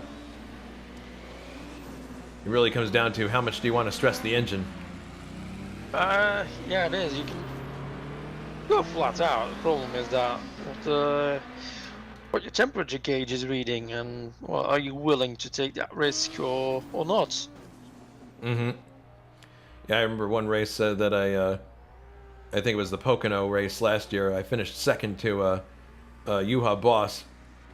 I was in a Penske PC6, and he was driving a Wildcat. And it was just after our final pit stops, and I just turned up the boost and just tried to catch him. Because I figured, you know, what have I got to lose at this point? I think you're confusing me with someone else, because I can't remember driving a Wildcat. That was... oh, sorry. What I meant to say is David Jakes. Yeah. David Jakes was that driving... sounds more logical. Yeah, David Jakes was driving the Wildcat, and I had turned up the boost to the point where the heat indicator was off the scale. And I just was like, all right, I'm going to try my very best to catch him, but I just couldn't do it because my tires were shot. So, but it was fun to give it a shot. Yeah, Bouchard, we're looking at now. Oh, he's going to come to a stop now. So we're getting very close to yeah, we've only got 17 seconds. Predictions for this race. What do you think? Well, you said before, Grant's pretty quick, so I expect him to take win on this if the engine lasts the entire race. They seem pretty reliable in Division 2, so I can expect the same in Division 1. Tend to be more reliable in here. So. Yeah, no, there were only 2 engines that let go in Division 2. So there we go. So I think everyone was well aware of what their limitations were. So we should be proceeding to the race session in a second. Keeping in mind that we're going to have 2 pace laps. Yes. So that the pace car can get back in pits because the start of the race is not in the same location as the pit lane. All right, moving to the race session. 50 laps on the board. Pole sitter, Grant Riddall. Not on the grid yet. Not yet. He's one of these guys who likes to wait until the very last minute. And when heat is a major concern in these cars, that doesn't surprise me in the least. The less time you can spend on the grid with the engine idling is engine life you can save. So Exactly. Mm-hmm. So I'm not surprised that he's doing that. There's a few others who are still parked in the pit lane. Just. Mm-hmm. It actually caught someone, and one car actually started from the pit lane in Division 2. Might have been caught unawares of when the timing was for getting onto the grid. But in any case, here's Grant now on the grid in number 1 slot. We'll run through the grid here. We've got plenty of time to do it because of the 2 laps that are going to occur. This is Division 1. And off we go. Onto the parade lap on the pole for this race in Division 1. Grant Riddall, Weisenberg Jello team number 6. Second, Richard Wilkes, Minolta Kramer team number 4, late. Third is Cesarius Slipinski, Scorpio Racing number 31. Cesarius, I think, will probably be very fun to watch in this race. Fourth is Tim Hilla, Weisenberg Jello team number 9. Gabriel Sturr is 5th, BMW Motorsport number 17. 6th is Mike Olson, Rodenstock Toyota. And this is a guest appearance in this car. Or has this car changed hands since we last saw it? No, it's a guest appearance because of Matthew Sibagnoni's absence. I see. 7th is Dave Miller. We saw Mrs. Miller in the last race, Angel May. So here's Dave in the McLaren North America, number 35 BMW. 8th is Giovanni Centorami. Yes, his first race, I believe, in the DRM. Oh, well, welcome to ISO. We're glad to have him here. And the Klaus Dries, number 18 Porsche. 9th, Michael Drexler, Porsche Kramer Racing, number 3. 10th is Jules Bouchard, Weissenberg Jello Team, number 8. 11th, Christian Dalger, who's showing pit lane. I'm sure that's just a glitch. Yeah, there's a few others you were showing as well. Yeah, Toon Sukerbuk. I have no clue how to pronounce that. Number 32, Porsche. 12th is Bruno Chacon in the number 11 car. And 13th, we have Filippo Marazzi, Cloud Borjo. No, forget it. Number 33, Porsche. Sponsored by Roneo Vickers. And rounding out the field, I believe. Well, we've got a couple more. Luciano Rocha. More. Yeah, Luciano Rocha in number 10, the Conrad Racing car, is 14th. Rounding out the field, 15th, is Francisco Amaral in the Max Moritz Jägermeister car. So that's your field.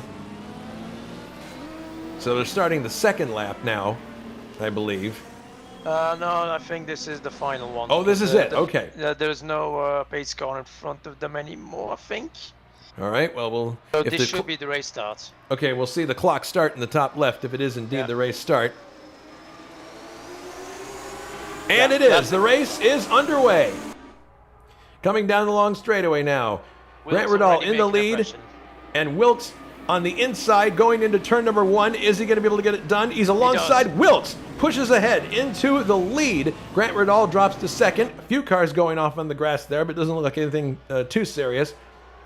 So Richard Wilkes assumes the lead at the start of the race, now heading into the right-left chicane. Second place is Grant Riddall. Third is Slipinski. Fourth, Hilla. Fifth, Gabriel Sturr. As they head into the hairpin section, looks like everyone's behaving themselves so far.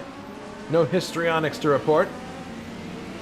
Mike Olsen lost a few places in the start. Yeah, he did on the start. But we know how powerful that car is, so he could probably get back up through the field. But everybody tightly packed right now as we come down to complete lap number 1. Oh my goodness! There's a big. Dave Miller. Sorry, you got a bit confused there. Dave Miller making a lock up on the braking. Let's see what happened there in a replay. Here we're coming into the first turn. Oh my goodness! There was actually, I believe, somebody there. Contact with a barrier. Michael Drexler. Yeah, there was contact there between a couple of cars. Oh my goodness! Punted there. One of the cars. I believe that was Gabriel Sturr. So definite damage there in that instant. We'll have to keep a close eye on those cars. Yeah. It was Jules Bouchard who got hit the innocent party there. Yeah. Meanwhile, Wilkes continues to lead, but Grant is right behind him, not giving him any rest at all. And he's also got Slipinski. Neither is Slipinski. He's directly behind Grant as well. So, but look at this. Here comes Grant around the outside. Not going to get him there, but heading now onto the runway, and let's see what happens here. Looks like he's got a bit of a roll on Wilkes. Yeah, it looks like he turned up the boost. No, again. he turned up the boost, but Wilkes takes a little bit of a defensive posture into the corner, and there's not going to be an overtake right now. Slipinski stays right with them for third place. Fourth, Tim Hilla, who is under attack, or going to be under attack soon here by Gabriel Sturr.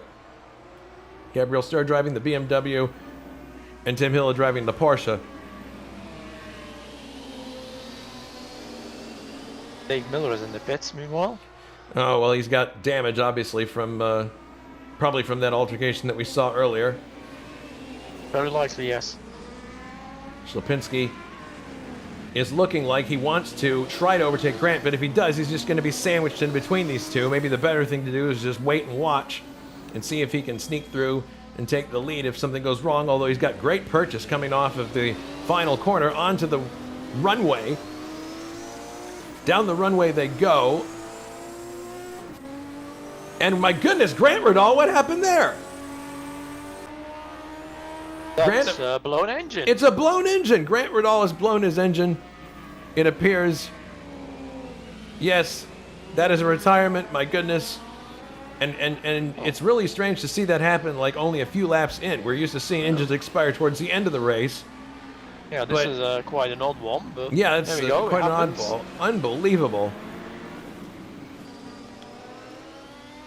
So that puts Ślepinski into second place now. He's got Wilkes right in front of him. Yeah, and he's already looking at him. Yeah, he's having a already look. eyeing up that first place. Meanwhile, Gabriel Sturr definitely eyeing up Tim Hille for third place. He's having a look through the hairpin, but nothing there. Centorami, the newcomer, is in fifth place right now. Christian Dauger is coming under attack from Mike Olsen, who you mentioned didn't have that good of a start, but it looks like he's starting to gain his footing now. Yeah. And Chacon looks like he's going to come under attack in a bit here from the Jägermeister car, which actually started last of Amaral. He's all the way up to 9th place after starting dead last. Yeah, and there he goes. Look at that. Pulls out. He's going to pass Chacon on the straight. There he goes. So Amaral up to 8th place now in that very distinctive Jägermeister car. And Wilkes still leading meanwhile. Yep. Ślepinski, though, taking a look here and there. He's starting to size up Wilkes, look for any weaknesses, look for any opportunities. Nothing so far. And Sturr is still shadowing Tim Hille as they come off the final corner. Good exit from Ślepinski there. If he could slip through Wilkes. Wilkes. Oh, he's right with Wilkes now on the outside here. There he and goes. He's turned up the boost, and there he goes. Ślepinski into the lead. Now is Wilkes going to counterattack going into the corner? Looks like he might be. Late braking. Wilkes. Too late braking there. Oh! Well, they both kind of went off the track, but Wilkes retains the lead. Oh.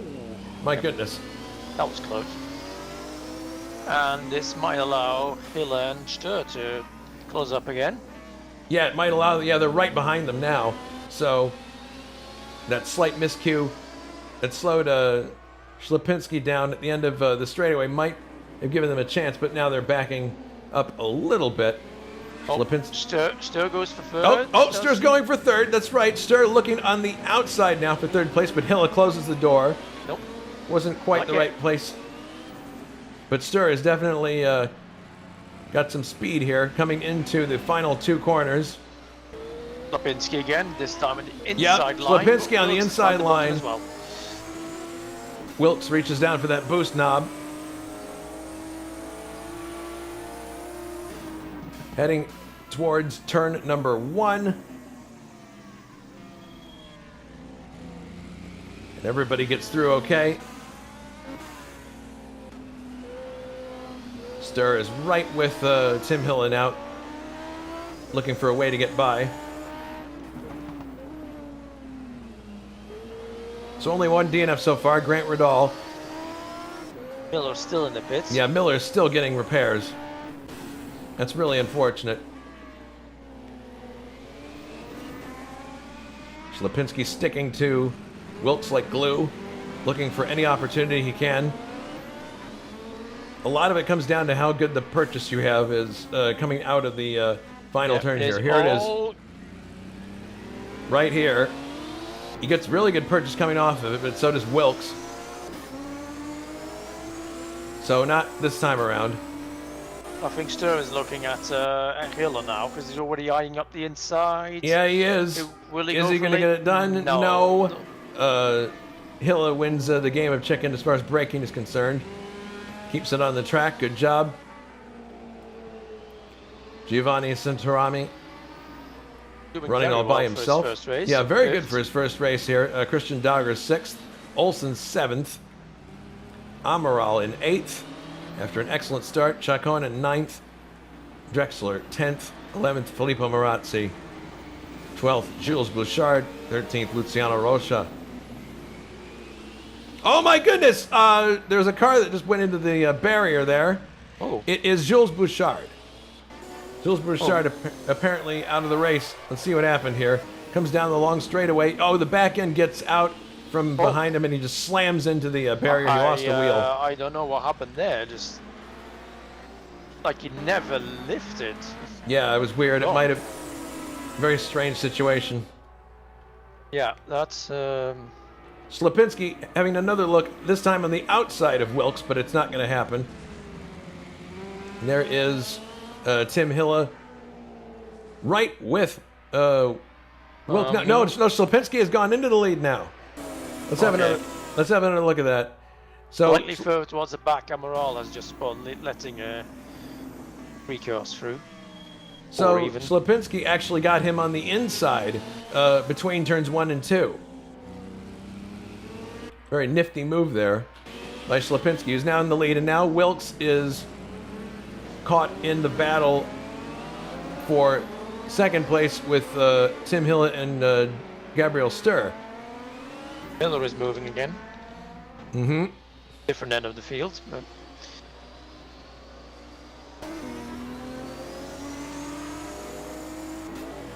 Yeah, Slipinski's definitely pulled out a 1 second gap now on Wilkes. So... Yeah, but he's not retaining if he drives like that. Yeah. Dude, that gone is a gap. Oh, he's the gap is gone now, and Wilkes right with him again. Yeah. I think that just proves they're both trying really hard. Yeah, goes into the chicane. This is a highly technical course. You make one mistake and it could be all over for you if you hit one of those barriers, those tire stacks. Oh, some of them move, but most don't.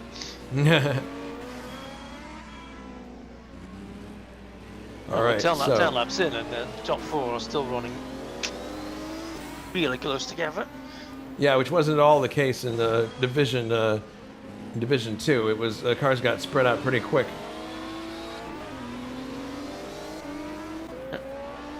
All right, now on board with Gabriel Sturr, having a look at Tim Hilla, but Tim Hilla is bolting away now, so no overtake's going to happen here.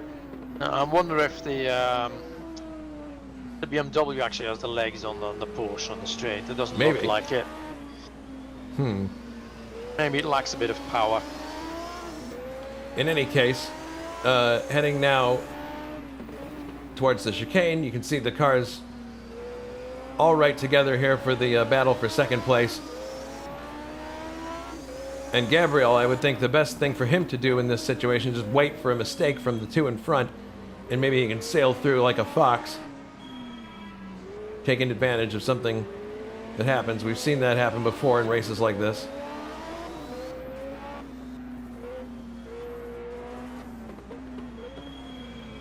And there don't seem to be any I was about to say there don't seem to be spots back, but Bruno Chacon and Filippo Marazzi are battling for 9th. That's about the only thing that's reasonably close at that end of the field. Well, look at the gap Slipinski's already building up. Yeah, Marazzi definitely having a look at Chacon. And this would be for 9th place.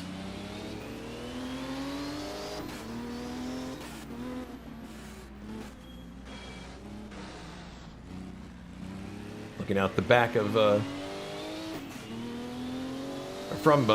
looking back from Bruno Chacon's car, and it looks like he's gonna stay where he is for the moment. Hilla sandwiched between Wilkes and Sturr, and Slipinski is firmly placed in the lead at this point. So the question: how long he can keep it up? Well, that's what I was going to think. You know, at some point, tire degradation is going to become a factor, and how long can they run at 10/10ths like this and not have the tires become an issue? Yeah, because that is one problem with this track. It does demand quite a bit of your tires. Yeah. Accelerating, bringing the car to a stop, point and squirt. It's going to definitely tax the tires for sure. Hill is still right behind Wilkes, but doesn't appear to be in a position to strike right now. And meanwhile, Sturr is just holding station behind these two, waiting for an opportunity. Slipinski continues to lead. And yeah, I'm really impressed by Giovanni Centorami in his first ISO race, driving the number 18 car here. He's doing a very good job, staying out of trouble. Very smooth driving. And I think right behind him, Mike Olsen is looking at the Porsche in front of him. Yeah, he is. Olsen's starting to get a feel for this Toyota.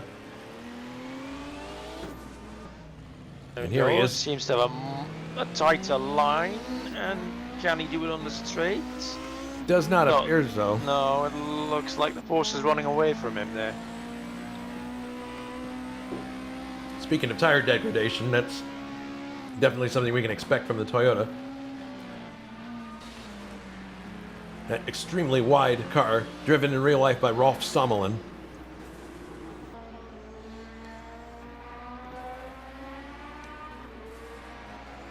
We're used to seeing that car being driven by Matthew Sibignani, and it's always producing exciting highlights for us throughout the race. But in the hands of Mike Olsen, Mike seems to be taking a little bit more of a measured approach with that car.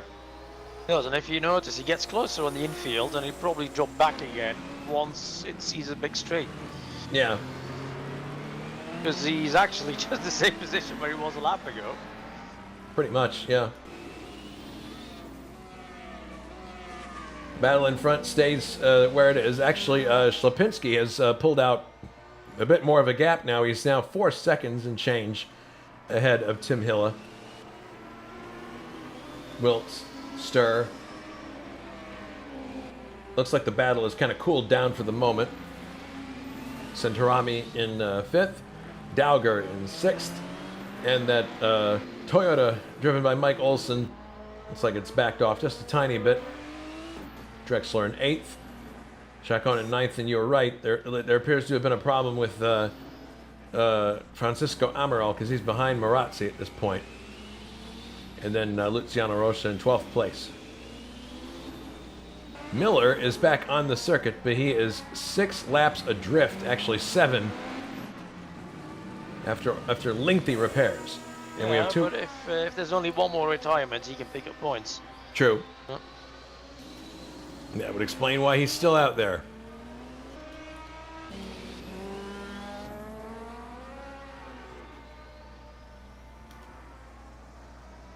We're going a bit harder to find an interesting battle going on. Mm-hmm. I think everybody's taking a bit of a breather right now, especially the cars up front. They were just pretty. Getting more spread out. Yeah. And just as I say that, Hiller runs a bit wide, which allows Wilkes to get closer. Yeah. Best battle right now in the course appears to be Olsen and Dowger, but Dowger just sprinted. Hiller's engine's gone. Hiller's engine's gone. Oh no! So he's out. Hille out of the race. Engine goes. Yep. Oh, that's too bad. So that will promote Centorami to 4th place. Yes, you can get that very shortly. Very shortly. Oh, and then, meanwhile, Dorsey runs wide, and that might allow Olsen to get through. Olsen on the inside. Oh, he's looking. He's definitely looking, but Dowger was just able to. Yeah, Dowger was just able to avoid that. So the order now is Ślepinski leading, Richard Wilkes in 2nd place, Gabriel Stur is in 3rd, Centorami is in 4th, 5th is Christian Dowger, 6th is Mike Olsen, 7th is Mikael Drexler, 8th is Chacon. Eventually, 9th will be Filippo Marazzi, there he goes, and 10th will be Francisco Amaral.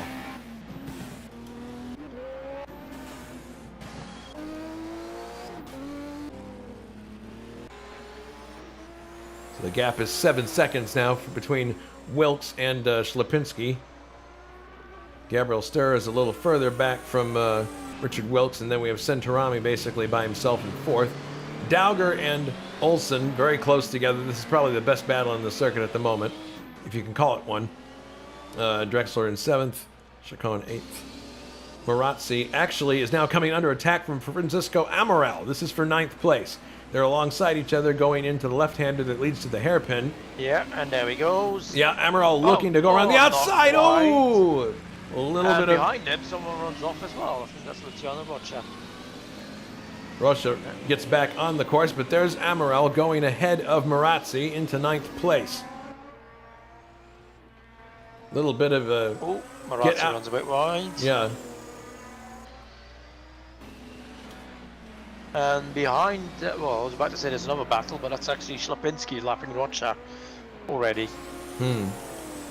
Well, it's a short course, so that's to be expected. It is. Yeah, there's Shlapinski just lapping Rocha.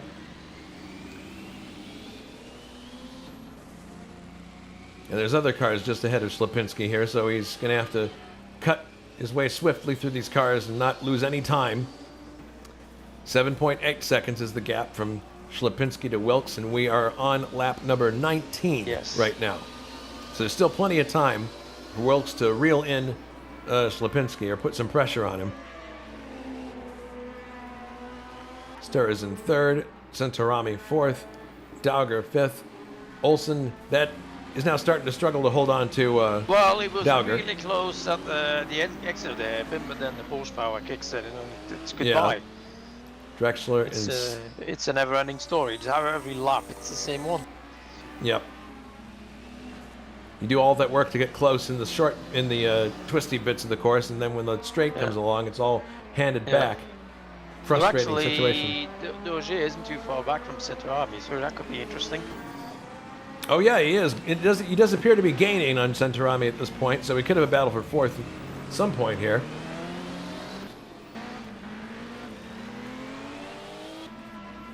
Olsen's not that far back from Dauger. He just needs the right opportunity to present itself.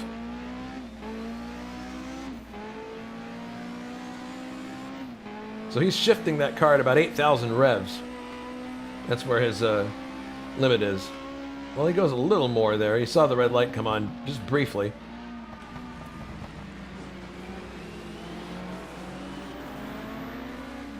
It's probably the widest car in the track, that Toyota.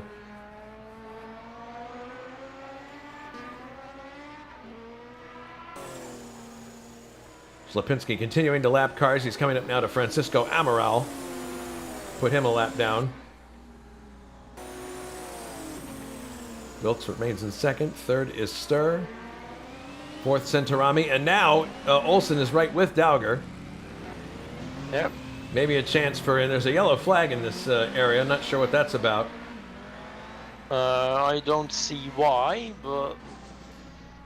Well, it doesn't appear to be anything amiss at the moment. But in any case, Dauger...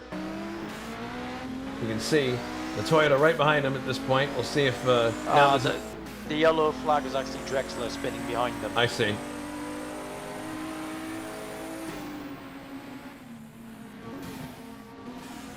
Heading into turn number 1. And this is the part of the circuit where Olsen seems to have the legs to catch up to Dauger. But you're absolutely right, Juha. Dauger is closing little by little on Centorami for a possible battle for 4th place. Yes, and the battle for 10th, Rocha is right behind Marazzi at this point. Mm-hmm. He's having a look, but not able to get it done. But definitely these two are going at it for 10th place. And I think they're also getting... Yeah, go on. No, Marazzi was on the grass there for a minute, but managed to recover okay. And retain the position. He didn't lose any time. Yeah, well, he's got Wilkes and Stur behind him. Oh, that's going to make things interesting because, yeah, they're getting the blue flag now from the marshals. Yeah, Rocha is the first one who will have to move. If he does it, as he does, Sporting runs wide. Gets wide, out of the way. Now, the fun thing here is if you can stick with the leader and then sweep by once the guy in front Marazzi is... taking a big cut there. Yeah. He can stick with him. If he can slipstream, maybe he can get closer. Maybe. But here comes Wilkes now, is looking to overtake Marazzi. Blue flag being shown to Marazzi, but it does not let him by yet. Probably well, it runs wide. It runs wide there. Oh goodness, this is Yeah, there he yeah, goes. there he goes. Now he lets him by. And now Gabriel Stur has to make the same move. Yes. Yeah, Stur is right behind this group. Roger sportingly already backing off, is it? Or is it overtaking Marazzi? It's a bit, well, bit of tight squeeze there. Yep. No, we're not letting you through. Rocha. That didn't go exactly as planned. No, not quite, but The intention was there. the lap cars are through. Well, one of them at least is. I think Stur is still Yeah, Stur still needs get by to. Marazzi. I think he's dropped quite a bit of time there. Oh boy. Look what Wilkes already is. Yeah, Wilkes has gained a lot as a result of this. Yeah, obviously it all depends on the timing where you catch another car. Probably more suited to... The place is probably more suited for Wilkes caught it. Yeah, Wilkes now has to deal with Marazzi. No, Get not by. Wilkes. Wilkes is already through. Oh, sorry, I meant to say Dowger, I believe. No, well, not Dowger. no, next up is Setrami, but there's Yes, still... who now has Doge really close behind him, and Olsen still in hot pursuit. I say Dowger all the time. I should say Doge. Yeah, that's it. Doge is definitely closer to Senrami now than he was a lap ago. And Olsen's not dropping back too far in the Toyota. We're just about halfway through the race, yes. Yeah, just about half distance. And 3 retirements so far, and it's entire KO close team. Lipinski is in the lead by 11 seconds. My goodness. And Morale has just taken a trip to grass at the first turn. Uh-oh. Careful, careful. Drexler out of the race. Well, that was a good thing I just said there. It was only KO close. There goes another one. Don't know what caused this retirement. The car looks to have all bits attached to it, so Yep. I'll try to find out what happened there. Or as you can keep up with... that looks like a... Engine? Yeah, that's an engine. Alright, well, not too surprising. Just a puff of smoke and goodbye. Yep, Wilkes has lapped Amaral now. Amaral has now got Stur behind him. Yep. It also means Dave Miller is in the points, even despite it being 6 or 7 laps down. He never hurts to keep going. Right Gabriel Stur now sandwiching Amaral between him and Wilkes. He'll get him now. It's through. I think his overtake went a bit smoother, so he's gained a bit of time on Wilkes again. And look out, Dowger is taking Centurami. Dauge making an attempt on Centurami and goes into 4th place. Is Centurami going to counterattack? No, but he doesn't have to. Oh! Dauge runs into the grass and is going to give the position back. Yeah, well, he still gets a reasonably good exit. He's still got Mike Olsen behind him. Yeah, he basically put himself back where he was a few laps ago. Yeah, all the hard work, he start again. Mm-hmm.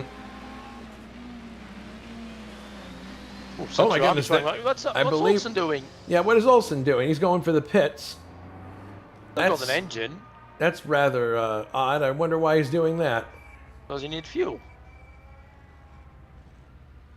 He's making a stop. Oh, well, I don't know. Morale's got a drive-through penalty. That's must have missed a timing beacon or something, but no. That was a pit stop. Olsen now rejoins the track. That's strange. Morale appears to, well, I suspect it was a pit speed limit violation, the same Mike Olsen has now. Yeah, because Morale pitted, God knows what, for which reason. I can't find out if he hit something. I'm trying to check on that. Maybe he's encountered something on the lap before. Stur is now only 1.8 seconds behind Wilkes. And Centurami looks like he might come under attack from Dauger again in the very near future. Dauger making up that space that he lost. What's Olsen doing now? Olsen's going back into the pits again. Yeah, he had a drive-through penalty. Oh, for speeding? Yeah.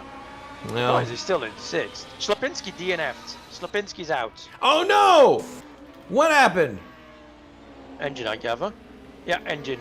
Engine died. Let's see if we can catch it. Yeah, it just died. Engine near the pits. Oh man! Right on the tarmac is where it let go. So Slapinski out of the race. Can you imagine this puts Centurami in 3rd? And this means we've got a battle for the lead between Wilkes and Stur, which we weren't expecting a few laps We ago. do, yeah. Stur was closing in on Wilkes, and now suddenly we have a battle for the lead. Just like that, as we start lap number 30, and Stur is closing in on Wilkes. He's definitely... Oh, we can smell victory here. He definitely can. He's going for it now. Yeah, this is probably the best chance he's got, so I think he's going to say to hell with reliability. I want to win this. Yep.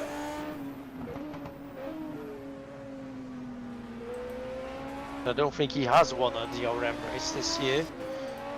Best result was a 2nd place at Zandvoort.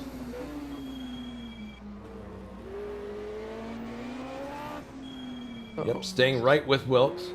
Doge has just overtaken Centurami in turn 1. Oh, just now, yep. Yeah. Dauger up to 3rd place.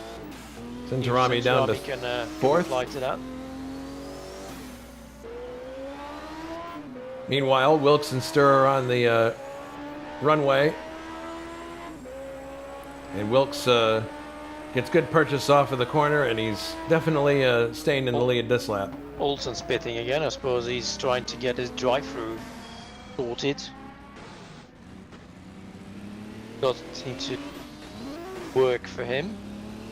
Oh, Centurami just missed a shift, so he gave a lot of time to Dauger.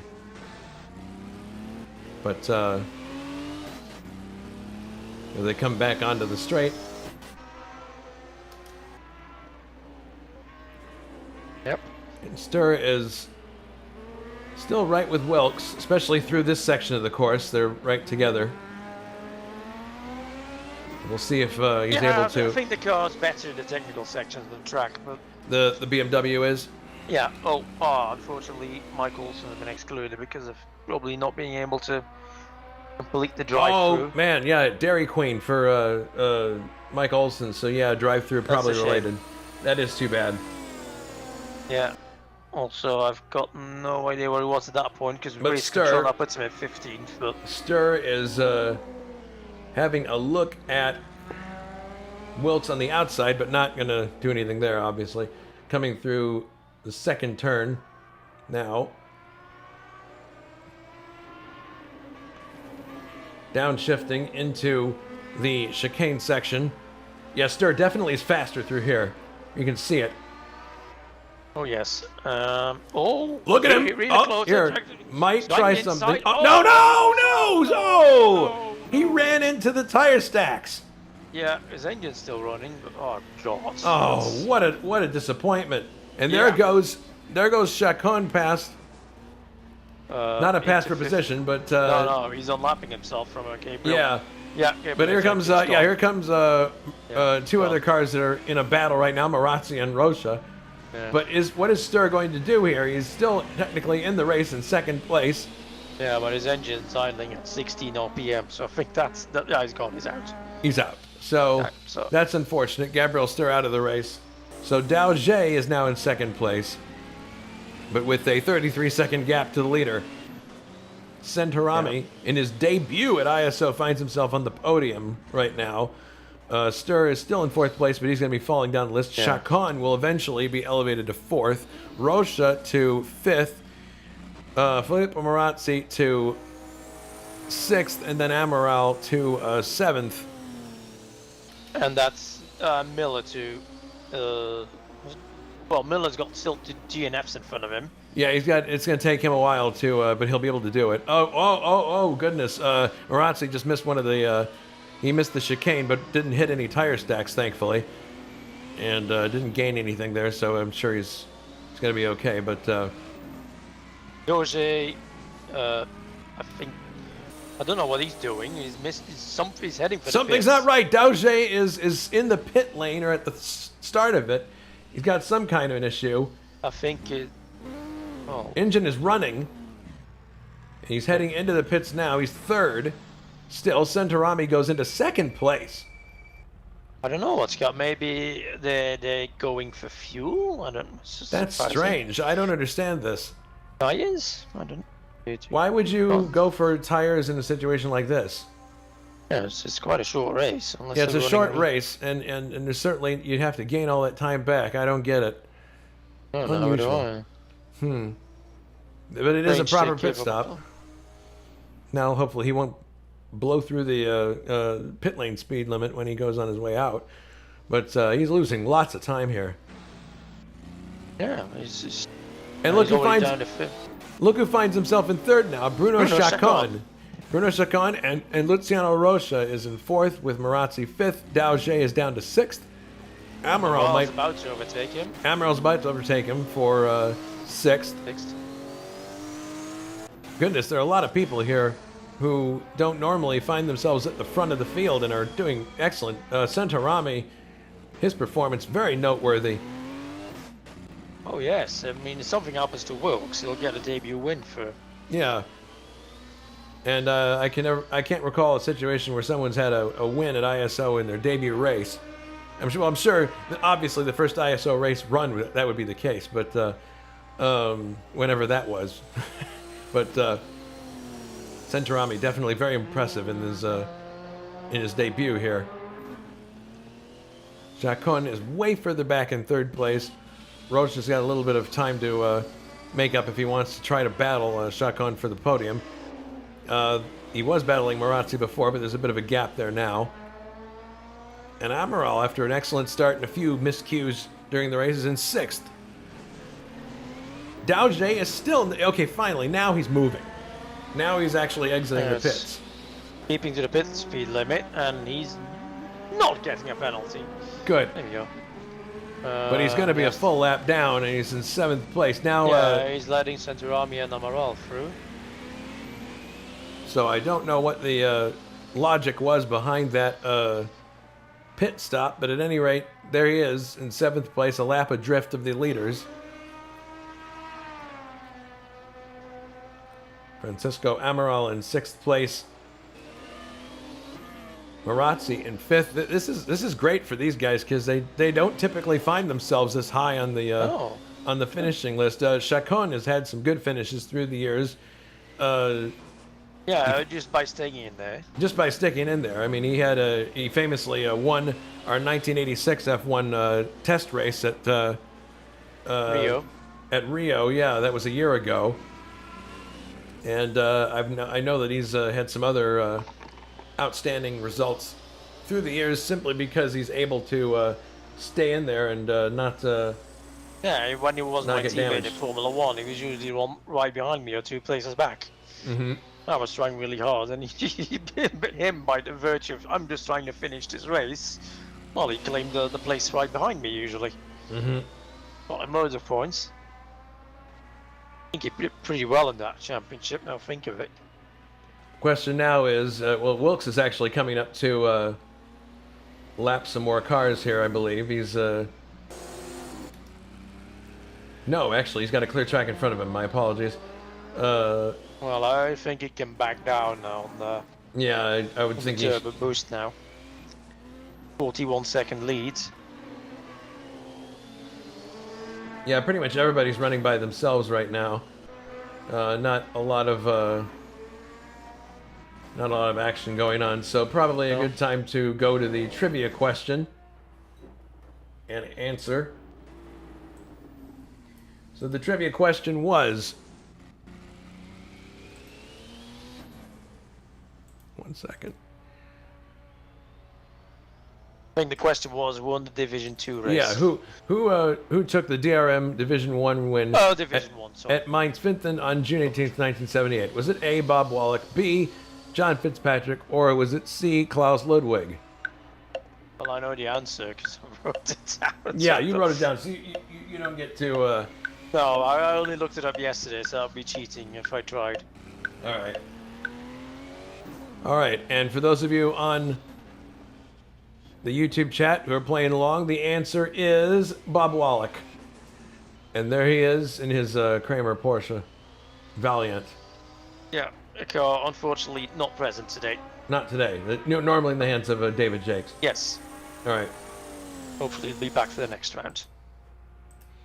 So Wilkes in the lead. He's starting lap 38 now, so he's got a little bit more of a distance to go. A little over 10 laps to go. You lose a boatload of time over Center Army now. Oh, he's basically half a lap ahead of him. Yeah, Center Army is no man's land. He's got 36 seconds on Chacon. And Chacon has 8 seconds over Rocha, so that's probably the closest. Oh no, and Rocha is only 6 ahead of Marazzi. Yeah, Marazzi definitely could potentially close here. It'll depend on... still a sizable gap though. And Amaral, 6 seconds behind Marazzi. Yep. Maybe we could expect something from that side. Possibly. Dauger is a lap behind. Dauger getting the blue flags here, I'm sure. And then Miller is 4 laps behind Dauger, so it's... I don't expect much to happen there. Well, we say that, and then next thing you know, someone's engine's let go. Or somebody makes a miscue. On someone. There's quite a few of course not. Things going wrong here. That's one disqualification, so it doesn't really count. That's 7 retirements. Yeah. I think Bouchard retired himself purposely after his car became undrivable. But the other ones, I think, were... Well, Stur was an accident. The other one's mechanical. So usually it's Division 1 the most reliable, but not tonight. Nope. Just when I needed it for points, they all stayed together in Division 2. Typical.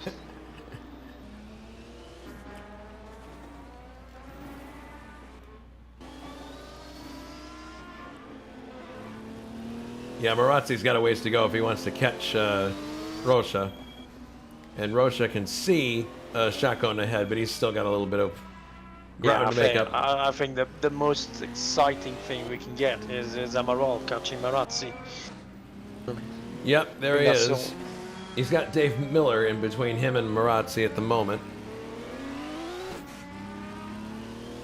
Yeah, he's caught up 2 seconds on Marazzi on that sector alone. So. Oh wow. Yeah, I think we'll be looking at an overtake short, especially if Marazzi goes into the grass like that every lap.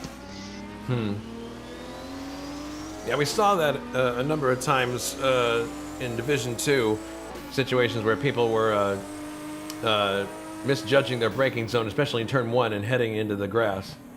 But you can see how Amaral's car is bucking and weaving here as he... It must be really hard bringing some of these cars to a stop. There's Miller just ahead. He's going to be getting the blue flags here shortly.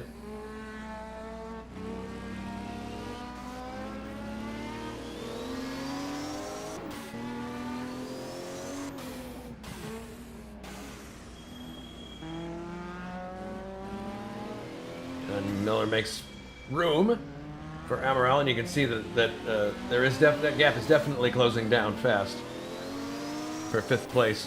Oh my goodness, by a lot now that I see it. Amaral's very, very close to Marazzi now. We'll see if he can get on a straight. No, maybe not. Looks like Marazzi might have turned up the boost there.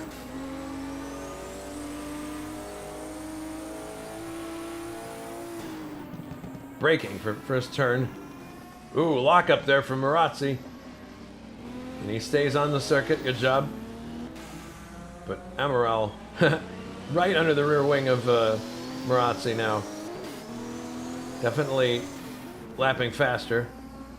Just waiting for the right moment to overtake. Oh, this might be the chance he's after. Here, coming into this section here. As he get alongside him?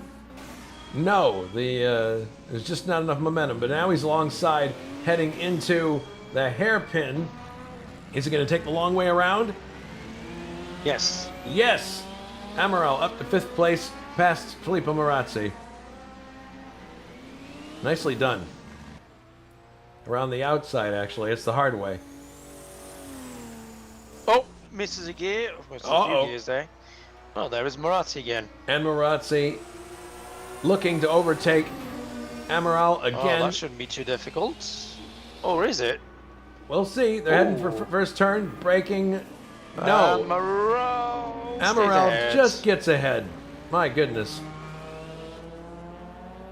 There was some lockup there too, so they're both right on the limit in that situation. So Marazzi back down to 6th place. Amaral now in 5th. Rocha in 4th. Chacon 3rd. Centorami is in 2nd. And Wilkes in 1st place, starting lap number 43. So the laps are dwindling down here.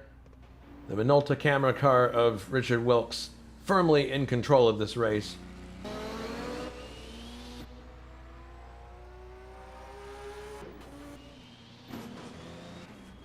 In fact, the only 2 cars that are on the lead lap at this point are Wilkes and Centorami. And that's it. All the other cars are at least 1 lap down.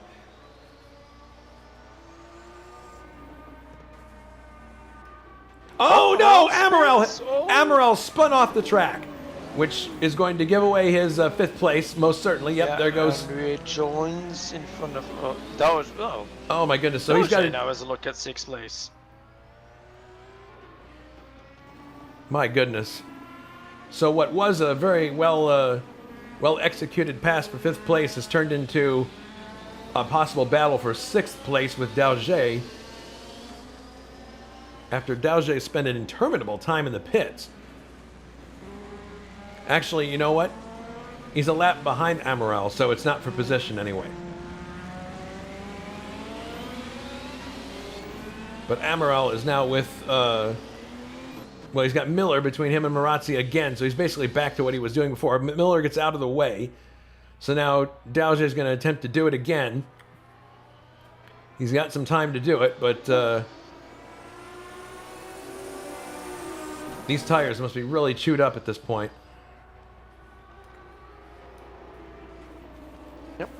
Yep, lock up a bit there from Marazzi. Yeah, everybody's trying hard to stay on the track, but it's not easy. Amaral now closing again, hand over fist on a... Wilkes is taking it really easy. Yeah, I would imagine he would. Oh! Marazzi makes a mistake at the chicane, loses some time. This is another opportunity for Amaral in the same place where he overtook him before. Heads to the inside, and he's going to take him here. Inside. Inside. Does Marazzi come back? No. Oh, he runs a bit wide there, Amaral. Yeah, he did.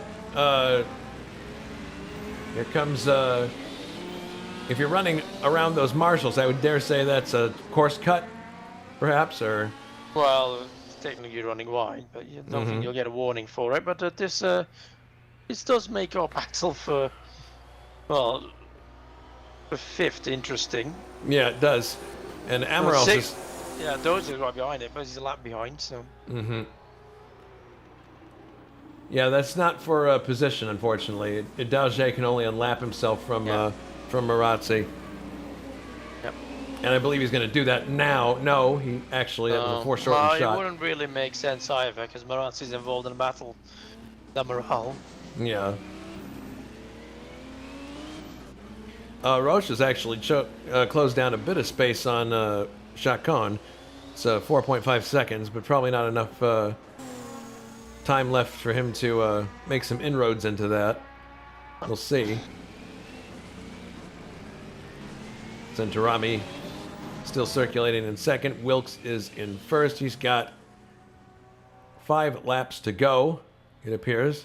Yeah, he should make this quite easily, really. Yeah, he just has to turn down the boost and take it easy at this point. Chacon still happily in 3rd. Although Rocha is only 3 seconds behind Chacon. Dauger is unlapping himself from Francisco Amaral. From Marazzi, yeah. Yeah, right. and then runs wide, getting a bit into Marazzi's way. Yeah, Marazzi won't appreciate that because that puts him further behind Francisco Amaral. Yeah, I wonder if he could get an interesting battle for third in the closing stages of the race. Yeah, Rocha is closing in, but not as fast as he should be if he wants to have a look at that. Look at the podium. Well, he's got 4 laps. How many laps does he have? 4. Mm-hmm.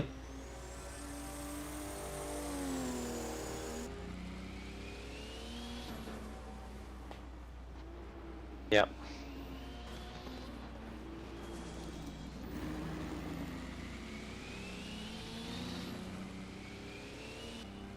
Well, we're not quite there yet. If he decides to turn up the boost and go for it. Yeah, he could potentially do that. He took out 6/10 over Bruno in that sector alone. So he's definitely not giving up. No, I think we might be looking at something. Yeah, Morale's too far back. But yeah, Rocha definitely. it looks to be a lot closer now. Definitely not willing to throw in the towel just yet.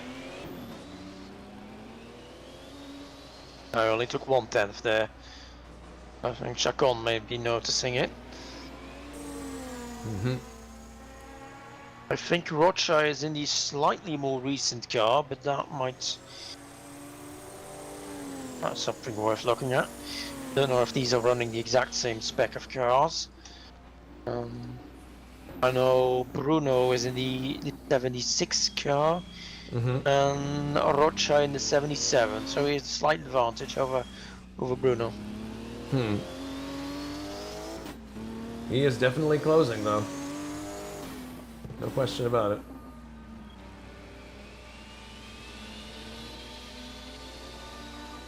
On the backside of the course, Wilkes continues to lead with Centorami in second place.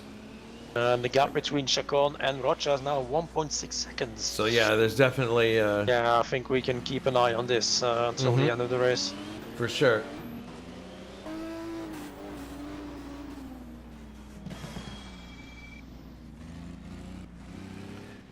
As they come onto the main straight, the Bruno's runway. taken out 3 tenths again. So. And Rocha's making that time mainly in the He's twist. taken back half a second now. That's going back and forth. Can Rocha do it? We take a tighter line than Bruno. He's getting even closer. Yep. Just a matter of when. Ooh, well, that's a bit too exciting there. Yeah, but he didn't lose much time doing that. Yeah, I think he could do it. He looks quick. Yeah, he looks quicker than Chacon here. Yep. Lines leaving a bit too little to be desired because not using the full width of the track. Very close there. Yeah, with 1 lap to go, I think, because this is... Oh, sorry, 2 laps. Yeah, it's 2 laps to go now. I think... Actually, no. One lap, yeah, we got 1 lap to go now. We got 1 lap for these two to sort this out. Yeah, Wilkes is now on the final lap of the race. Yeah, but right ahead of them. So. All right. Yeah. Oh, yeah. They're right together now. Rocha gets closer. Only 3/10 difference. Bruno locking up. Oh, Bruno. That's why he gets it. He gets it done, Rocha is really close now. Oh. Yeah, oh my goodness! Bruno runs wide, but Rocha magnetically attracted to his rear wing. And here he goes up the inside, maybe. No, not now. Wrong positioning, really. Yeah, that was the outside for that Bruno turn. defending well, occupying the entire track. Yep. Here comes Bruno looking up the inside. He's going to try to outbrake him, and Rocha goes on the inside. Now the question is, did he overcook it? He did. He overcooked it. Oh yeah, he's gone. That's gone. He overcooked it, and back to third place goes Bruno. So that was his shot. Wilkes is heading for victory. Yep, Wilkes coming off the final corner, and he is going to take the Division 1 win tonight. Yeah, and Bruno is heading for third. There is the checkered flag. Great race from Richard Wilkes. Fantastic. Centorami, hats off to him. Fantastic run. He still has to finish, but... Yes. Second place.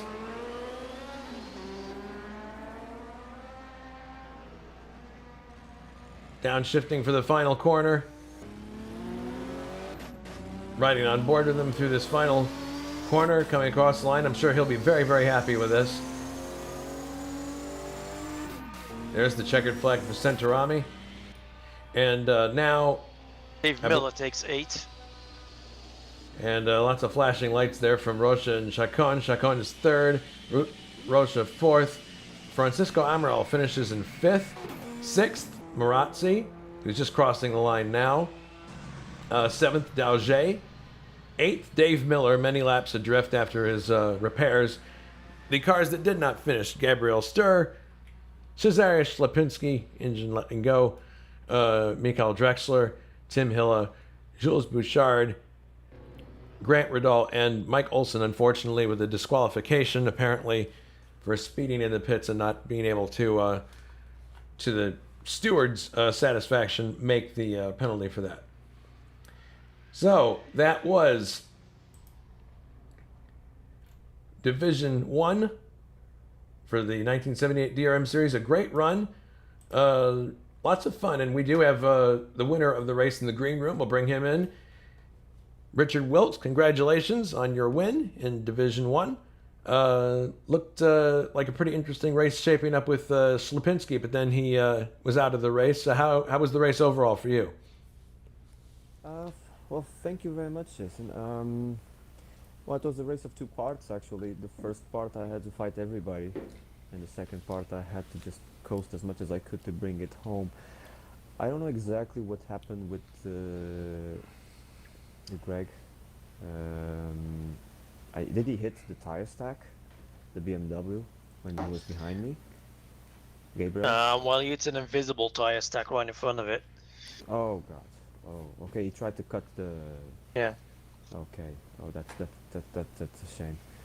That's a shame. Yeah, I was worried if maybe I squeezed him or not, but I guess he lunged it and tried to abort it. Yeah. Well, that's a shame. Well, I'm happy to put one finally in this year. It's been a tough season for me. I thought people were driving way too hard in the beginning because the engines and the tires were very, very marginal at the end, especially the tires, and I knew there would be a time where I would have to slow down. I slowed down a lot, and in that moment Cesari just went away. I guess maybe he was pushing too hard. Perhaps. Lots of interesting results right behind you. We had Centorami in his first ISO race finished 2nd. So yeah, that's congratulations to him. Yes, yeah, new blood. Yes, it's again, like we always say, these races are more than just pace. So if you keep out of trouble and you manage your car and your tires, you can get a good result, and there's the proof. Yeah. All right, well, that's a fantastic win for you, and we'll have to see how the points shake out in the forum. But just to remind everybody, next week here at ISO is going to be the Grand Prix of Italy at Monza, 1958 F1 action, round 7 of 10. That's Sunday, July 24th. The green flag is dropped at 2000 CEST, and that should be an exciting race, especially on a track that fast with cars with such skinny tires. should be hair-raising. Yeah, it should be one not to miss. Yes, and I believe, I'm not sure, but I believe that's the last race we have before our break. It is, yes. Yes. Uh-huh. All right. Well, that was a really exciting event. Thank you very much to Juha Boss for helping with color commentary in the second race. Thank you. Hope everybody enjoyed this round. For Juha and Richard Wilkes, this is Jason White saying so long from Mainz-Finthen. We'll see you on our next broadcast. Everyone, take care and be safe.